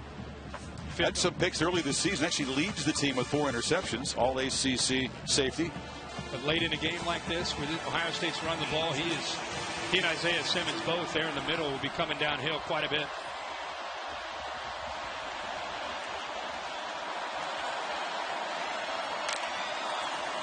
Fields fires, catch made, Mack first down. They'll keep the drive alive and move it to the Tigers 45. Yeah, good job by Fields. He knows that Tanner Muse is coming from his blind side right there. We just talked about 19. Sits in there, throws the ball accurately, looks to the strong side where he knows he has a favorable matchup in zone.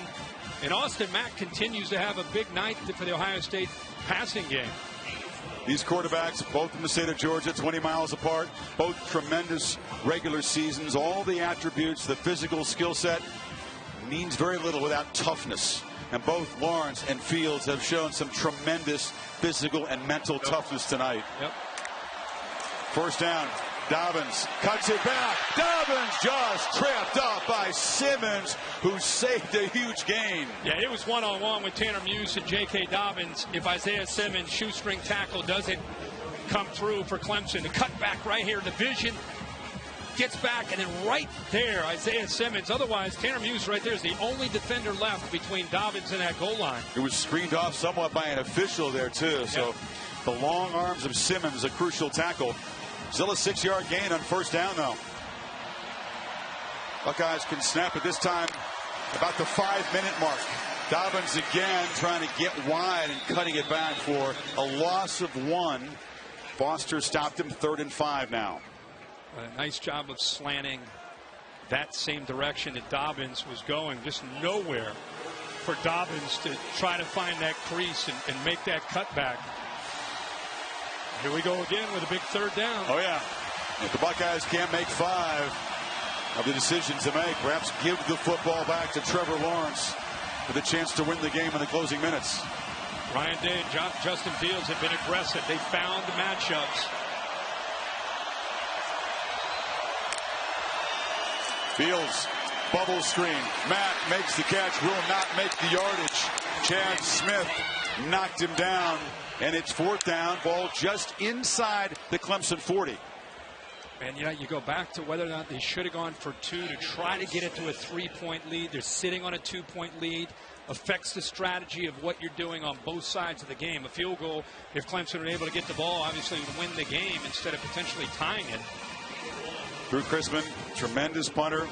Punting is not a big part of the Ohio State season. They've been so effective scoring. And now, is it going to be a fake? He runs up like he's going to take the snap under center. Remember the pass that he threw against Wisconsin? And just trying to bait the Tigers into jumping offside here. That was exciting for a second. It was. He sold it with the aggressive approach there for sure. He came charging up.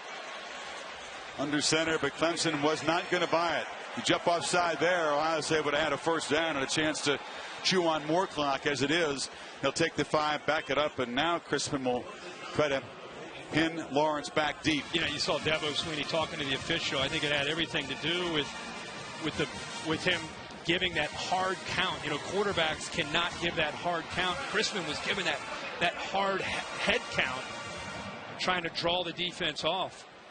Empty possession for Ohio State with an asterisk because they took more than 6.5 minutes off the clock by moving the ball 45 yards. Those 2 defensive holding penalties on Clemson were important as well.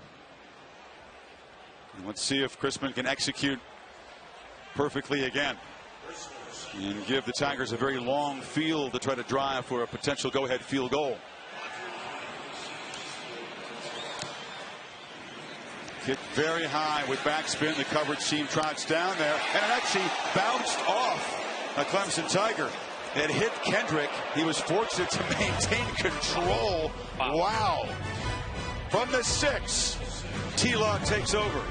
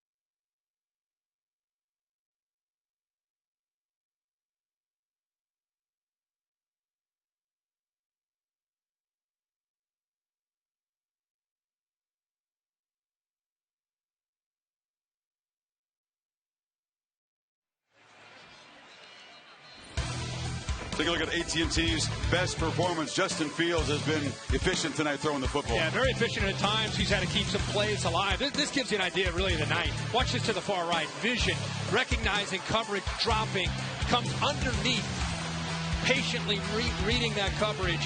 This is, of course, recognizing it on 4th and 2. Gets a one-on-one matchup. That Olave wins against Nolan Turner for the go-ahead touchdown. And now how great is this? Tigers take over. Trevor Lawrence, who hasn't lost a game as a quarterback since he was in high school 25 months ago. Clemson with a 28-game winning streak on the line, but just needing a field goal to take the lead. And it's Ross on a slant, and he muscles for a first down across the 15. Yeah, that play has not been there because of Okudah making great plays against Ross, and at times T. Higgins, his long arms, he's been able to reach around and knock those balls away. That time, a quick throw did not allow Okudah time to jump that. Tight coverage from Ohio State. Lawrence again takes off. Takes a shot. Makes another first down.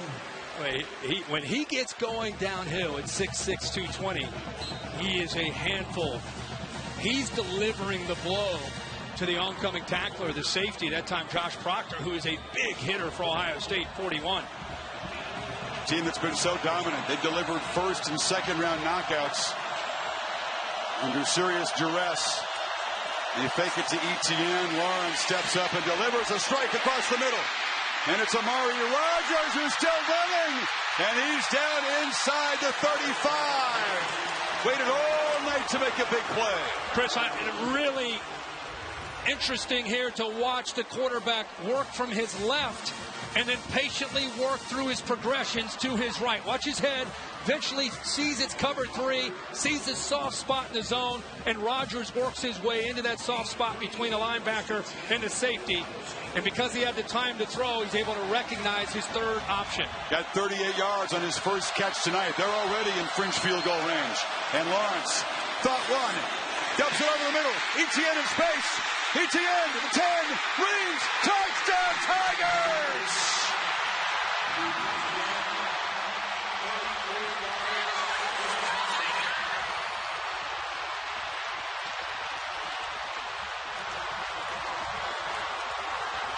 A championship drive from the defending champs. He's been running and running, and what does that do to the linebackers? They're going to come up to stop that quarterback run game. See him up here? Here is ETN. He just sneaks behind that. Look, well designed, and there's ETN in the open field again, where he's so dangerous. And unlike Ryan Day, who did not go for 2, Dabo Sweeney up 4.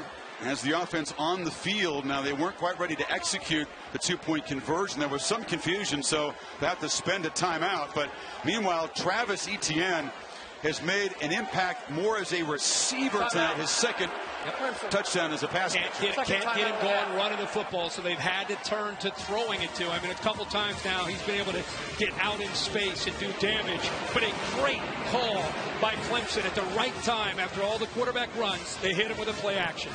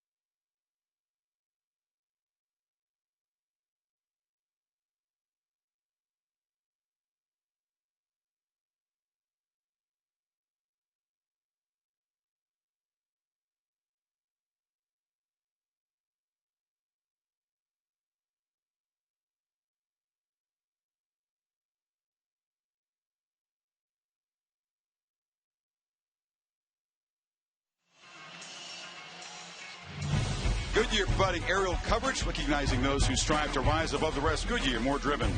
The Ford post-game show coming up, including the trophy presentation here at the PlayStation Fiesta Bowl.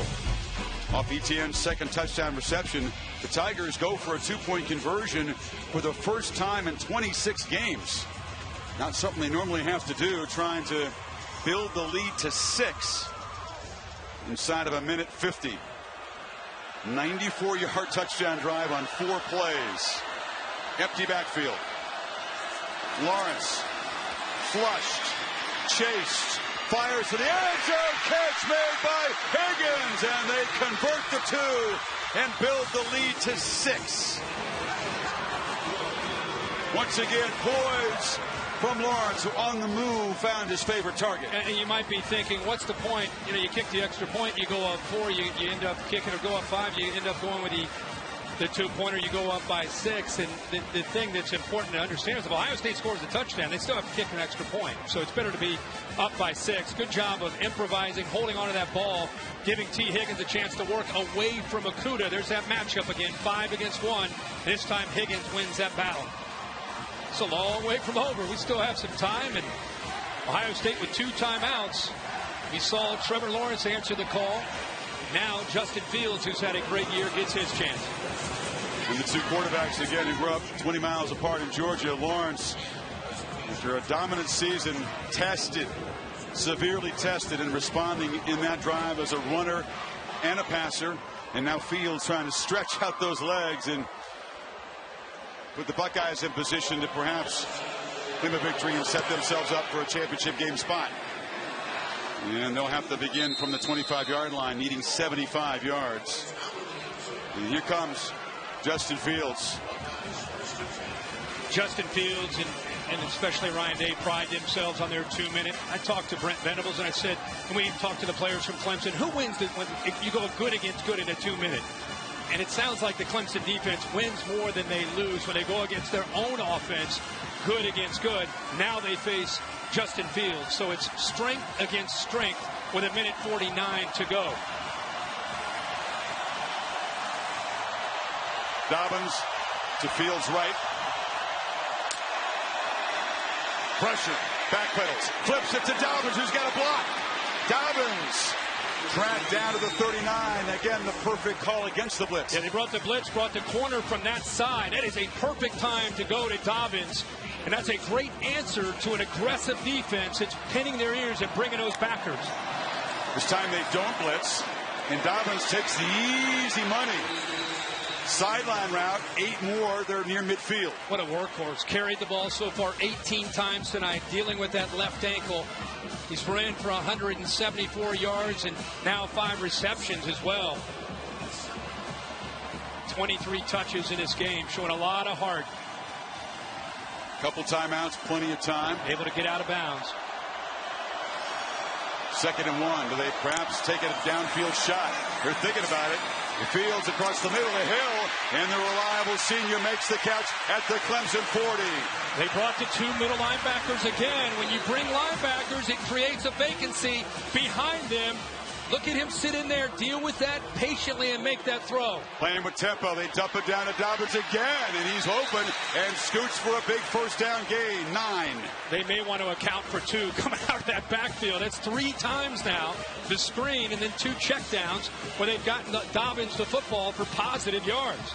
36 seconds. That's all it's taken him to move to the Clemson 31. And he's been able to get out of bounds, and they've been able to hold those 2 timeouts. Fields, and he looked for Mack. Heavy contact on the sideline with Terrell, but the ball really not catchable, no flag. Yeah, that's exactly what the official signaled, is uncatchable. Ball is underthrown. That were thrown in front of him with Terrell making that kind of contact. You might have seen a flag, but official giving the sign that it was an uncatchable ball, Chris, as you said. 3rd and 1. Fields still has it. They tackled Dobbins, who didn't have the football, and the quarterback dives for a first down. That's his read. He's reading Thomas, who ends up coming down, and he's able to pull around that. Boy, I think everybody in the stadium thought that J.K. Dobbins had the ball, but a great read by Fields. 54 seconds as Fields pump fakes. Can he escape? Yes. And he'll slide down with that brace. They began the slide at the 23, and that's where they'll spot the ball. And Ryan Day runs out to use one of his 2 timeouts, not picking up the first down. They've got to call that timeout with 43 seconds left. Man, Kirk, how great is what we're seeing tonight. All the ingredients were there. One team's won 28 in a row, dominated its conference. The other team won 19 in a row, all of them this season by double figures. Yeah. They've gone back and forth and tested each other mentally and physically. Dabo Swinney rallying the troops, talking with Brent Venables. How about the job of Fields here just to keep this play alive? Nolan Turner gets off of J.K. Dobbins in pass protection, has his hands on him, but he pulls out of it. So instead of a 5 or 7 yard loss and a sack, shows that strength. Chris, you talked about it, picks up about 3 or 4 yards. And again, it's going to come down apparently to a red zone possession for Ohio State. They moved the ball all over the place in the first half. Clemson's defense 3 times forced field goals down in the red zone. And now Ohio State, needing a touchdown, finds itself in a familiar position. This is pure strength on strength. The Buckeyes have been great up until tonight in the red zone. Urban Meyer looking on. Looks like he's still coaching.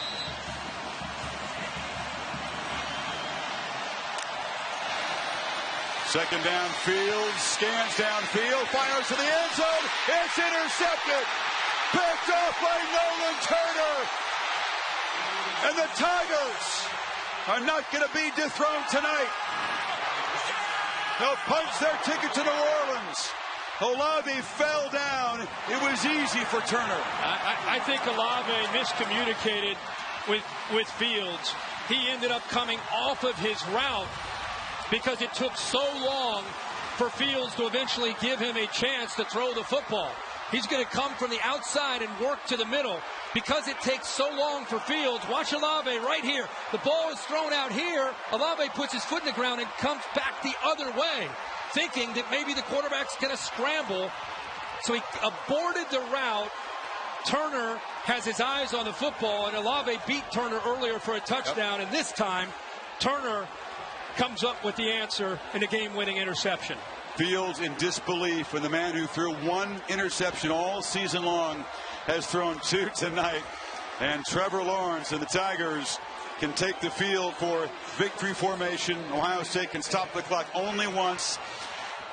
Dabo Swinney wrestling with Brent Venables, who was out of sorts. His defense confused on its back heels early tonight. But again, another stop with their backs near their own goal line. And Clemson's going to make it 29 in a row and head off to the city of New Orleans to take on LSU for a championship. One of those games you almost feel like you hate to see either team lose. These teams left their heart on this field. They played great. Both teams dealt with adversity.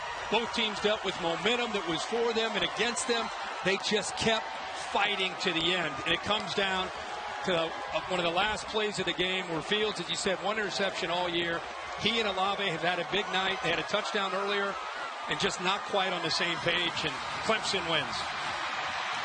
Truly tested tonight. Trevor Lawrence, a dominant front runner all season.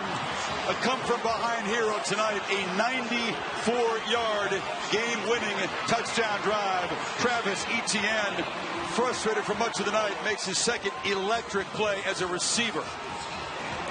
What a battle. These teams wanted a chance to prove themselves, and John Simpson, the left guard, overwhelmed with emotion, one of the captains of this team. This is what you play the game for. This is what you hope to be able to get on a stage for these kind of games. And with Fields and Dobbins played their hearts out. You love to see the great teams tested. How will they respond? Clemson answer tonight. Let's go down to Maria.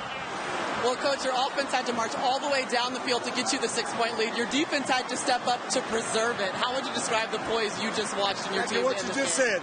Defense had to get a stop when we had to have it, and they got it.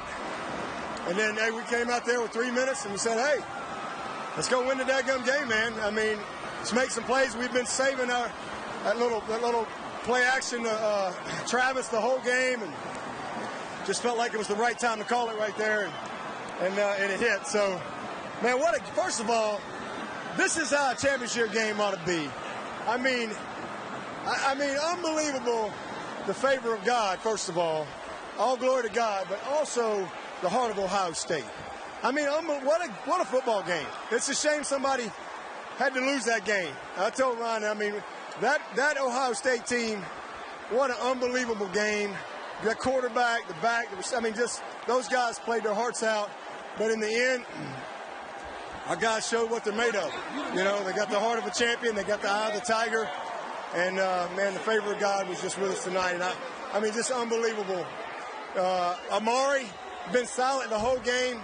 And, man, I kept telling him, I was like, I'm telling you, you're going to make a play. And then I also, right before that last one, I told Nolan Turner, I said, don't be pouting. I said, you're going to make the interception to win this thing.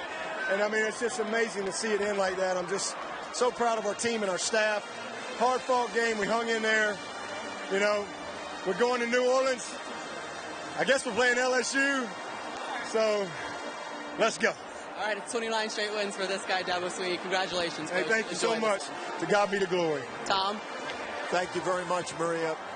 Trevor, as we stood here, you just looked around, shook your head, trying to process what had just happened. How would you describe those last 60 minutes? Just the fight, this team. Didn't play great, didn't look pretty, but just find a way to get it done. And I wouldn't want to do this with anyone else. And I have Ephesians 3:20, and it says, God can do immeasurably more than any of us can because of him within us. And that's just so true. I mean, all of us, me, what we did tonight, just, it ain't us. You know, it's about this program and who we are and just our brand. And, you know, it's more than about football, but I really love this team. Your message to your guys when you took the field for what turned out to be the game-winning drive, what was it? Let's go win it. Let's go win it. We were built for this. That's what we're waiting for. We get a chance to prove ourselves. Let's go do it. And there was no doubt. I told them, I love y'all. Let's lay it all out here right now. So that's all I said. And, I mean, just... Down 16-0. What was the turning point in this game? We just playing sloppy, things that we don't usually do. And, I mean, I think offensively and defensively, we both kind of got together separate and said, let's turn it on. You know, we played about as bad as we can play. Let's get it going. And just from then on, we just had each other's back. You know, offensively, we didn't play great at all in the first half, and defense kept holding them, even if it was just a field goal, just kept holding them. And I mean, you see some of those drives, they had 3 field goals. If one of those was a touchdown, I mean, it's a way closer game. So it's just unbelievable. Finally, real quick thought. The narrative all season was Clemson hasn't been tested. How'd you pass this test? Shoot, we got tested. I think we passed. So we got one more left. Well done. Well done. Isaiah, you heard that last question about how this team was tested. What did it take for this defense to rise up? The main thing I would say is definitely just heart. Without heart, none of this would have been able to be possible. And it just shows the fight that our guys had. Nobody gave up. Nobody lost sight of what we wanted to do, even when we faced adversity, even though we haven't seen anything like that all year. So also just the leadership. The leadership helped out a lot, too, just with the young guys and just helping them get their minds right to be prepared to what we had in front of us. Go and celebrate with your guys. Congratulations. Yes, sir. Thank you. Another reminder that Lawrence until tonight had never taken a snap as starting quarterback with his team behind. The 94-yard touchdown drive delivers another shot at a title. It'll be the tussle of the Tigers, and Clemson's going to take the field in New Orleans. 741 days since their last loss with a 29-game streak. Sign me up for that one. Clemson and LSU. Yeah, that'll be a great game. And I don't think we've been talking about it here. I don't think we could have asked for much more from these two teams. They played great. Both of them got into some uncomfortable areas and showed a lot of fight to be able to get back eventually in a position to win the game. And even Ohio State, you know, they weren't out of it really until that final interception. A lot more post-game coverage, reaction here in Glendale. We'll talk about the Tigers versus the Tigers in NOLA. The post-game show is coming up. But let's go to Scott Bedpelt in our studio. Scott?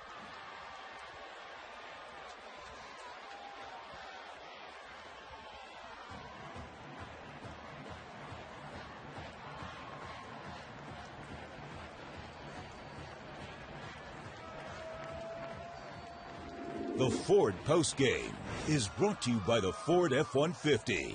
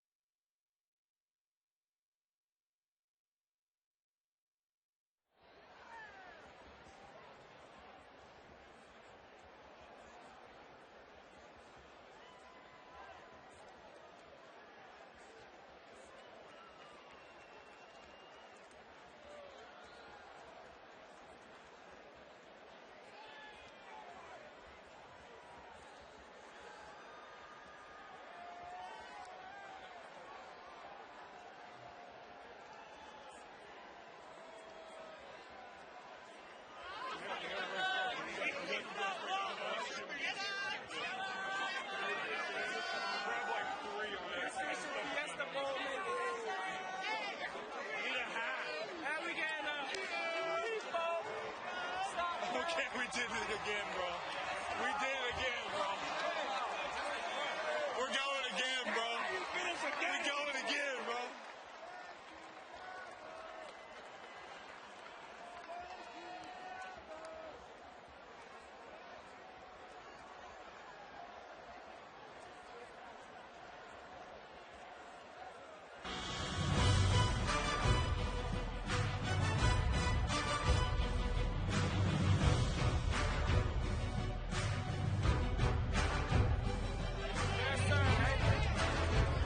The Ford postgame is brought to you by the Ford F-150.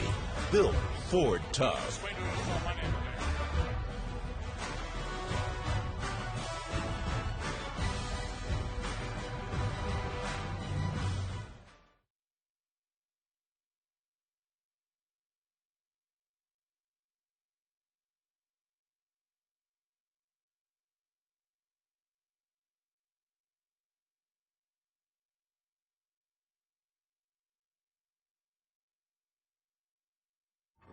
Welcome to the Ford postgame.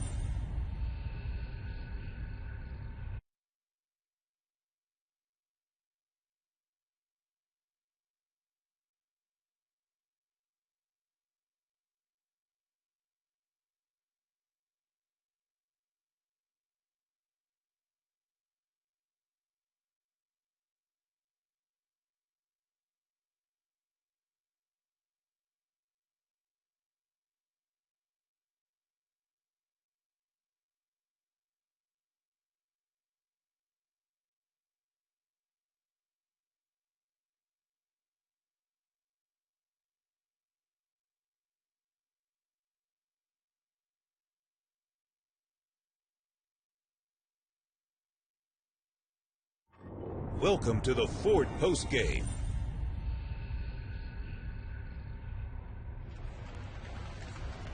So Clemson, with a 29th consecutive win, puts itself in position now to play for a third championship in the fourth year. The Clemson veterans now win their 10th ring with a chance to go for number 11 and yet another trophy in New Orleans.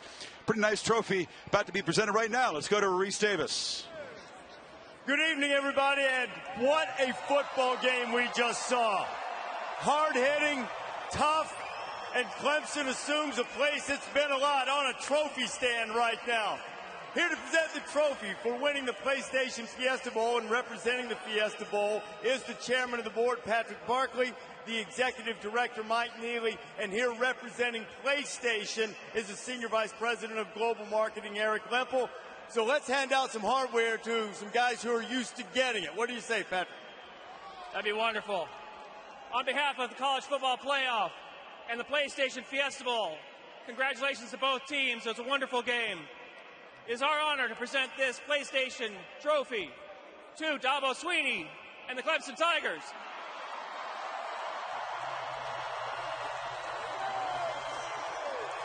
Dabo, how would you describe the test that your team passed tonight? Not just winning the game, backed up, late, needing a drive, then needing a stop. Well, that's what they've done for 29 games in a row. It's our 29th win in a row. We scored 29 points. They didn't do anything tonight that I didn't already know. Unbelievable character and heart and a will to win. And that's the one thing I told them is they can prepare for what we do, but not who we are. Our heart would win out in the end. 94-yard drive to win it. We got to stop right there. And let me just tell you, Ohio State was amazing. What an amazing team, an amazing challenge. But this football team tonight showed what the heart of a champion looks like. To win 29 in a row, you got to have something to you. And you saw what they're made of tonight. Unbelievable game. Probably got some pretty good ratings on TV. But let me just tell you, to God be the glory. Every single bit of it. I want you to take me inside what you were thinking when the final pass was in the air, headed toward your end zone, win or lose, and Nolan Turner makes a play. Well, I'll tell you exactly what I was thinking. I told Nolan right after we scored, I said, that's why you don't put your head down. It ain't over. and I said, you're going to get the interception to win this game. That's what I told him. So I was looking for him to make the interception.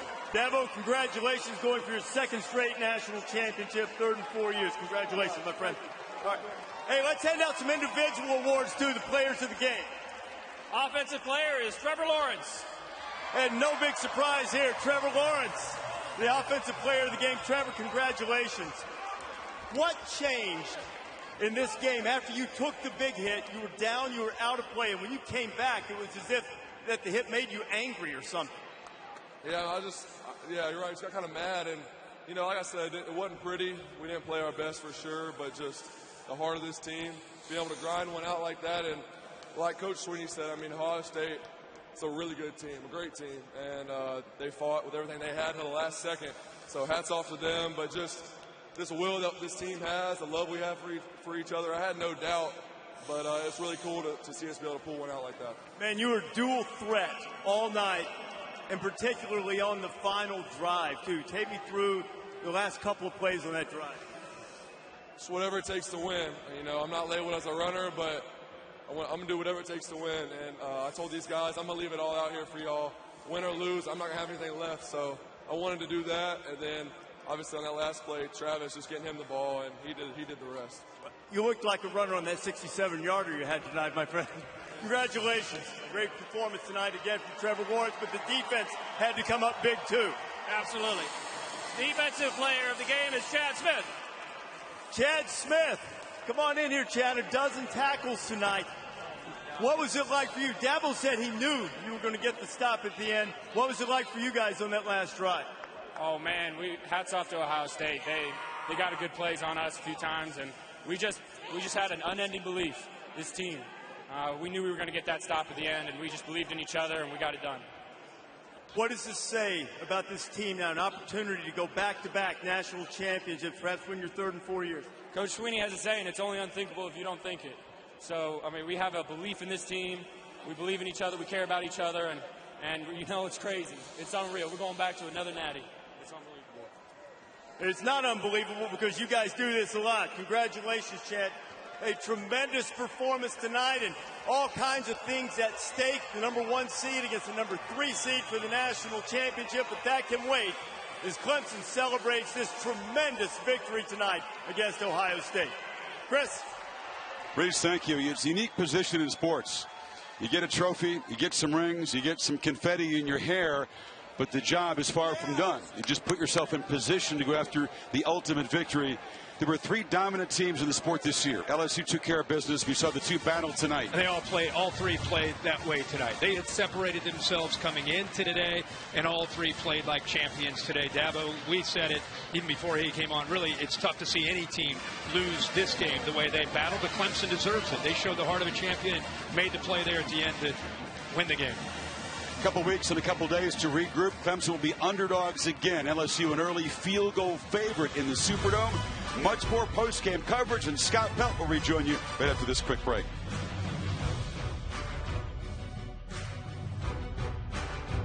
The Ford postgame is brought to you by the all-new Ford Explorer. Built Ford proud.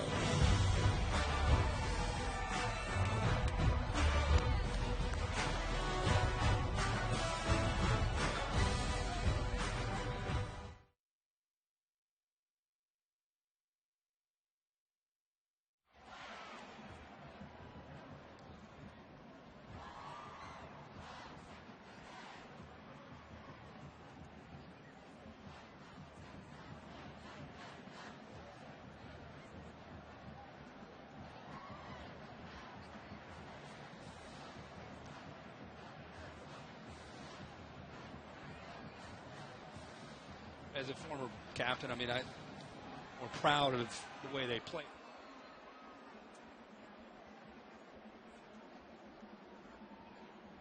Scene. I hear Scotty. I don't hear him. I heard a desk. I didn't hear him.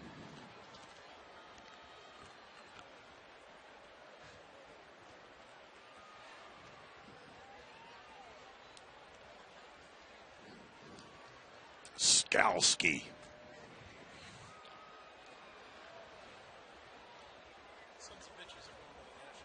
I know. You surprised? First year. No, my. Oh, your like kids. My Oh, yeah. kids. First year, and they're going to the national title game. It's like, this is normal. They already got one ring now. They got one already. Two already. Too.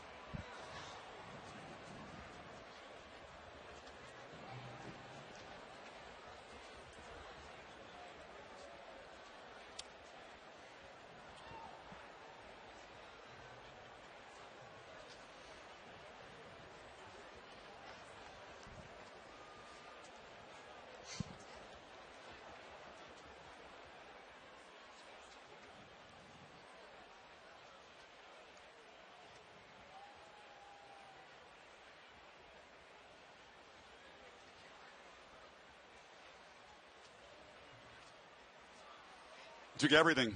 More than they thought they had, probably, Scott. We saw all night guys on both sides just giving everything they had. Many, many players out of the game hurt, back in the game. You know they're trying to summon up all the will and all the guts they had, and they really pushed and tested each other like we hoped they would. And it's by far the best semifinal game we've had in the playoff era, by far. Yeah, it was a great game and everything, Scott. You follow the sport. It's everything you hope for. I mean, on paper, people all week, who do you like? Who's going to win? Who's favored? It was like, I don't know. I really didn't know. And I've never, Scott, in my life called a game when you get done with meetings with one group of coaches and you think they're pretty confident. They don't think they know they're going to win. And then a couple hours later you go to the other meetings and you walk out of that meeting and you think, man, they know they're going to win. So that was a confident team on both sides, and it really played out that way where they played with confidence and were challenged for 4 quarters. It's fun because both teams kind of motored through the regular season unchallenged, dominating opponents, and this was the first time they've each had to dig that deep, and man, it was fun.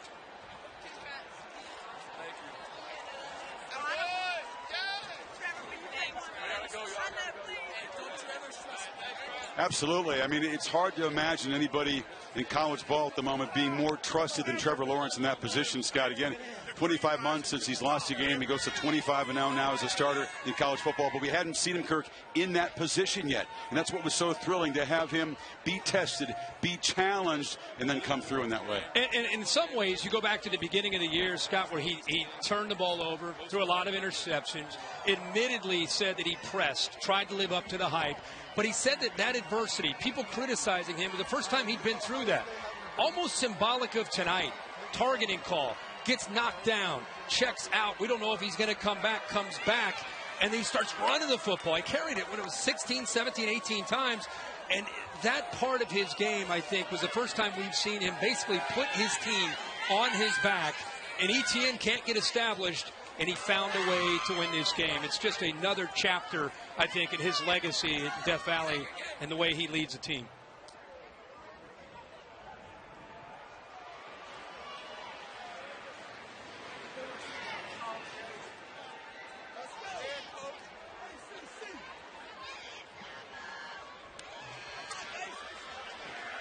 As long as you want to stay out there, you stay out there. As long as you want to do it. But then I'm trying to get you there. A lot of people out there still. Yeah.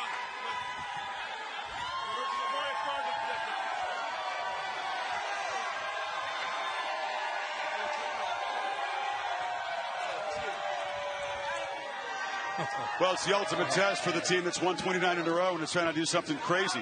3 titles in 4 years, not supposed to be possible in modern football. I mean, Nebraska did it in the 90s. Notre Dame did it in the Rockne era. You're not supposed to be able to do it the way they've done it. But ETN gets to go back to his home state. It'll be an unhinged environment in the build-up for that game in New Orleans. And I can't wait. Man, I don't know if I can wait that long. I cannot wait to watch these two teams go head-to-head. Scott, this LSU offense, it's the best college offense that I've covered in 24 years. It's not even close as far as the way they're executing with Joe Burrow and all those receivers and the weapons. It gives Clyde Edwards-Helaire time to recover and be okay with a hamstring. And it gives Clemson time with Brent Venables to try to come up with a plan to try to slow down Burrow, something that very few have, I think Kevin Steele and Auburn gave him a little bit of a challenge, but nobody else has. So cannot wait to see that matchup with the quarterback play and the skill all over the field. And in that atmosphere and in that city, the buildup will be phenomenal.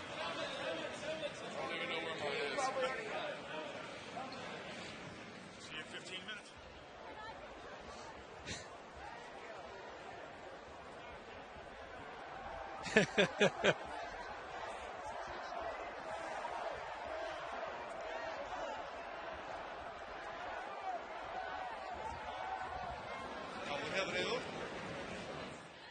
Thank you, Scott. Scotty, you're coming down to New Orleans now, right? You're going to clear the deck with all the other responsibilities and come on down and join us?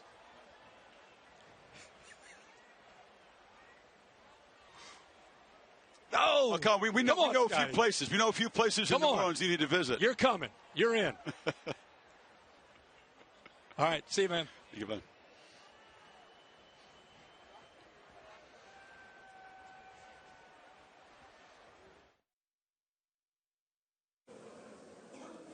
With Coach Day in 3-2. Coach, after a fight like that, not the result you wanted, what was your message to your guys? Oh, just, obviously talk to the seniors and the legacy they left behind and everything. Range of emotions. Obviously disappointed, angry. Why angry? Well, there's just a lot of plays in that game that, didn't go our way, one reason or another. And, it's hard to look guys in the eye and knowing how hard they played and how well they played. And so, yeah, a lot of a range of emotions in there, a lot of tears, but, you learn a lot through adversity. And, the guys, they'll remember this game for a long time. Games like this come down to a handful of plays or decisions. What stands out to you most? Hard to say right now. Too close to the game. I'd rather not go down that road, but there was some huge plays in that game that could have gone one way or another that didn't go our way, and it's really hard to swallow. You talked about being bold. How do you feel you did, especially down the stretch in terms of making those kinds of calls? Yeah, I thought it was just like you said. We were, and that's the way we were going to come into this game, and it didn't work out. So, again, for the older guys, they left a legacy behind, but the young guys got to learn from this. Tremendous season, and thanks for everything through it, Ryan. Thanks, Tom.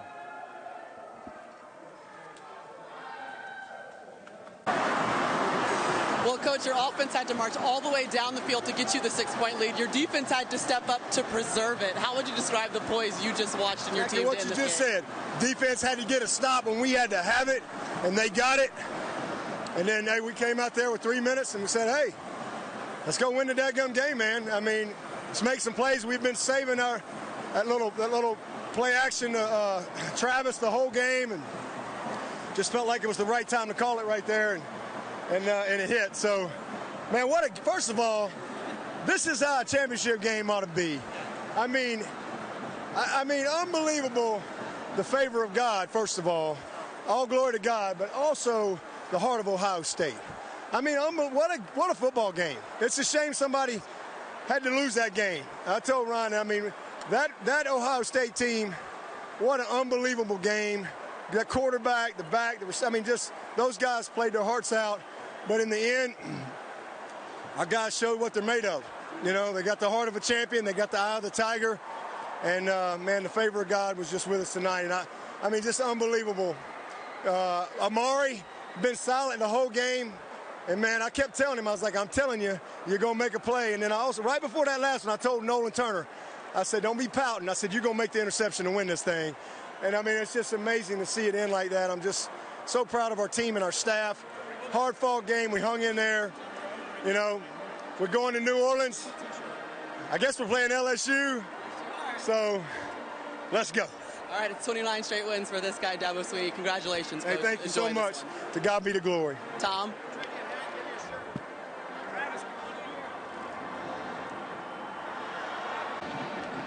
So So, Travis, take me back with 3 minutes left on the clock, and your offense takes the field, and you know that you're having to get on a board. What was going through your mind as you took the field? Well, Trev just kind of calmed us all down. He stepped in the huddle. He said, hey, love y'all guys. Let's go out here and just play ball. And that just kind of got everybody going, and we just gave it all for each other and just made that play. There were times when it seemed as though you guys needed a play, and they came from you. I saw you telling everybody, I got you boys. What was going through your mind as you were trying to make those big explosive plays? Just big players got to make big plays, and I mean, my team needed a spark, and running backs are the heartbeat of the team, so I got to come out there and make it happen. When things are going good, I just got to make something out of nothing. I kept seeing Coach coming over and saying, this is what we talked about, finishing. How did you guys discuss what this game was going to be like, and how did it compare to that expectation? He just said, we're going to have to overcome adversity. They're a great team. They're a championship football team. And, I mean, we overcame adversity. We was down big in the first quarter. Just really played sloppy. Didn't really play to our standard.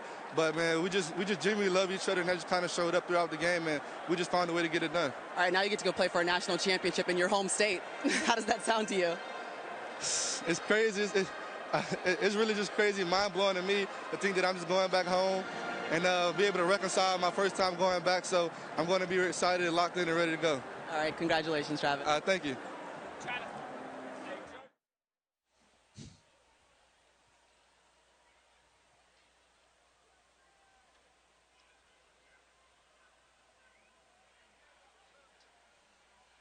How we doing, Johnny? How are you? No, it's all good, man. I just didn't know if we were waiting or if we were ready to fire. Yeah, it's all good, man. Now that we're talking, I'll go as long as you want.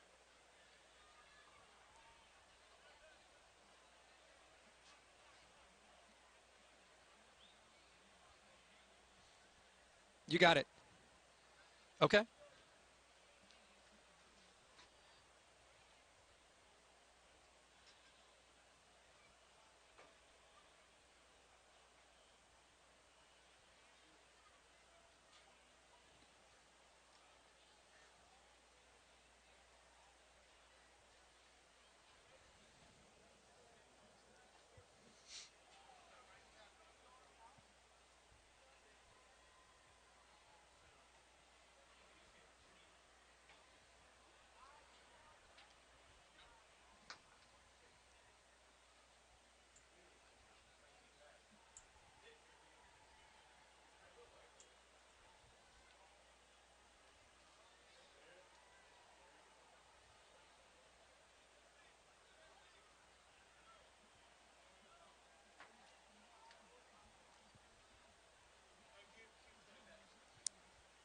No doubt.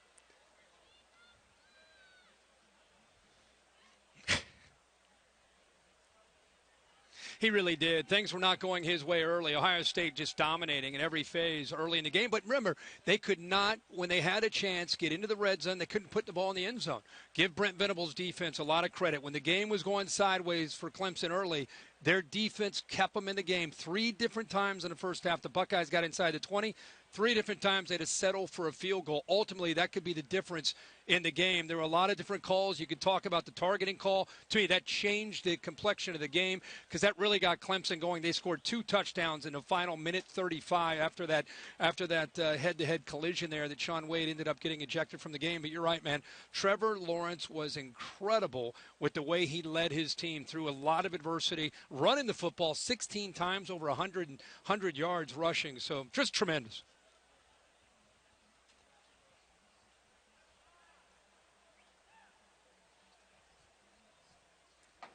All right.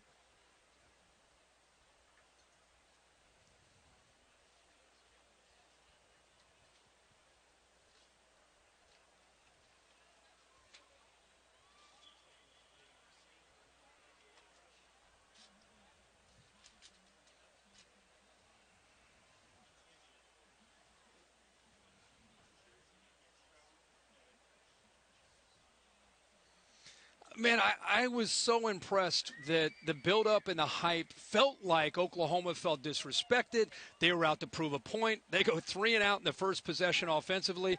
Give Joe Burrow great field position. Bang. 3 or 4 plays later, they're up 7-0, and they set the tone really for the entire football game. Oh, this LSU offense is as good of any offense that I've covered in my entire career at ESPN now for 24 years. The way they execute, the processing ability of Joe Burrow, no matter what coverage you're in, he has an answer. Man-to-man, you press, he goes over top of you. You sit back, he's got answers underneath with the quick slants and the benders. This kid right now is playing as well as any quarterback that I've covered. It's a lot of fun to watch. And now we get Brent Venables in this defense that we watched tonight going up against him. So impressive today against OU, but not necessarily shocking against that defense.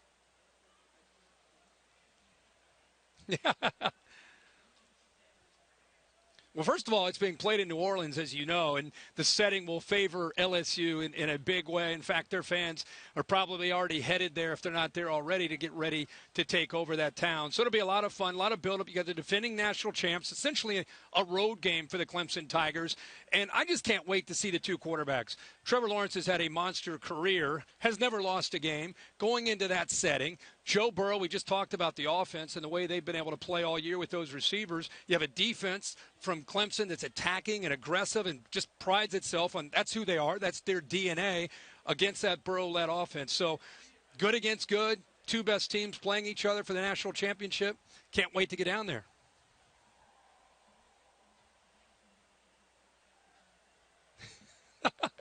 No chance.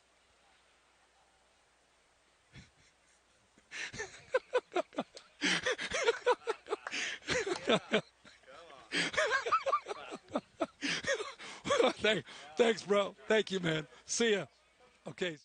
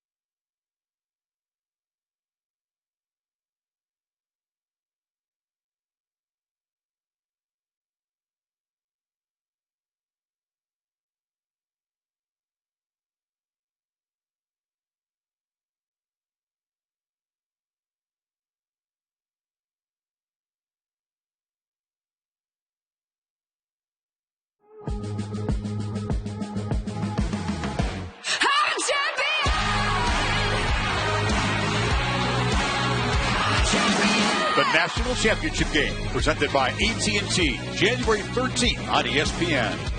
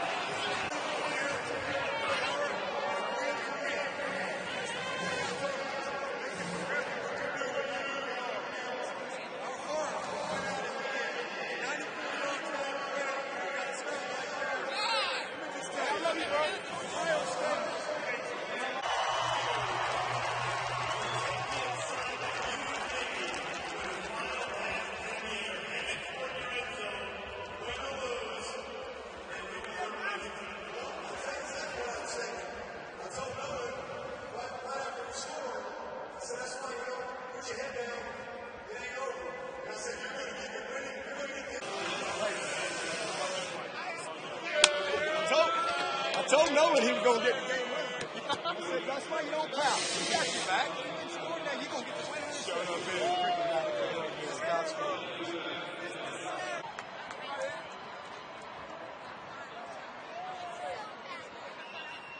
Oh, my man, you're in the pick. You're in the pick.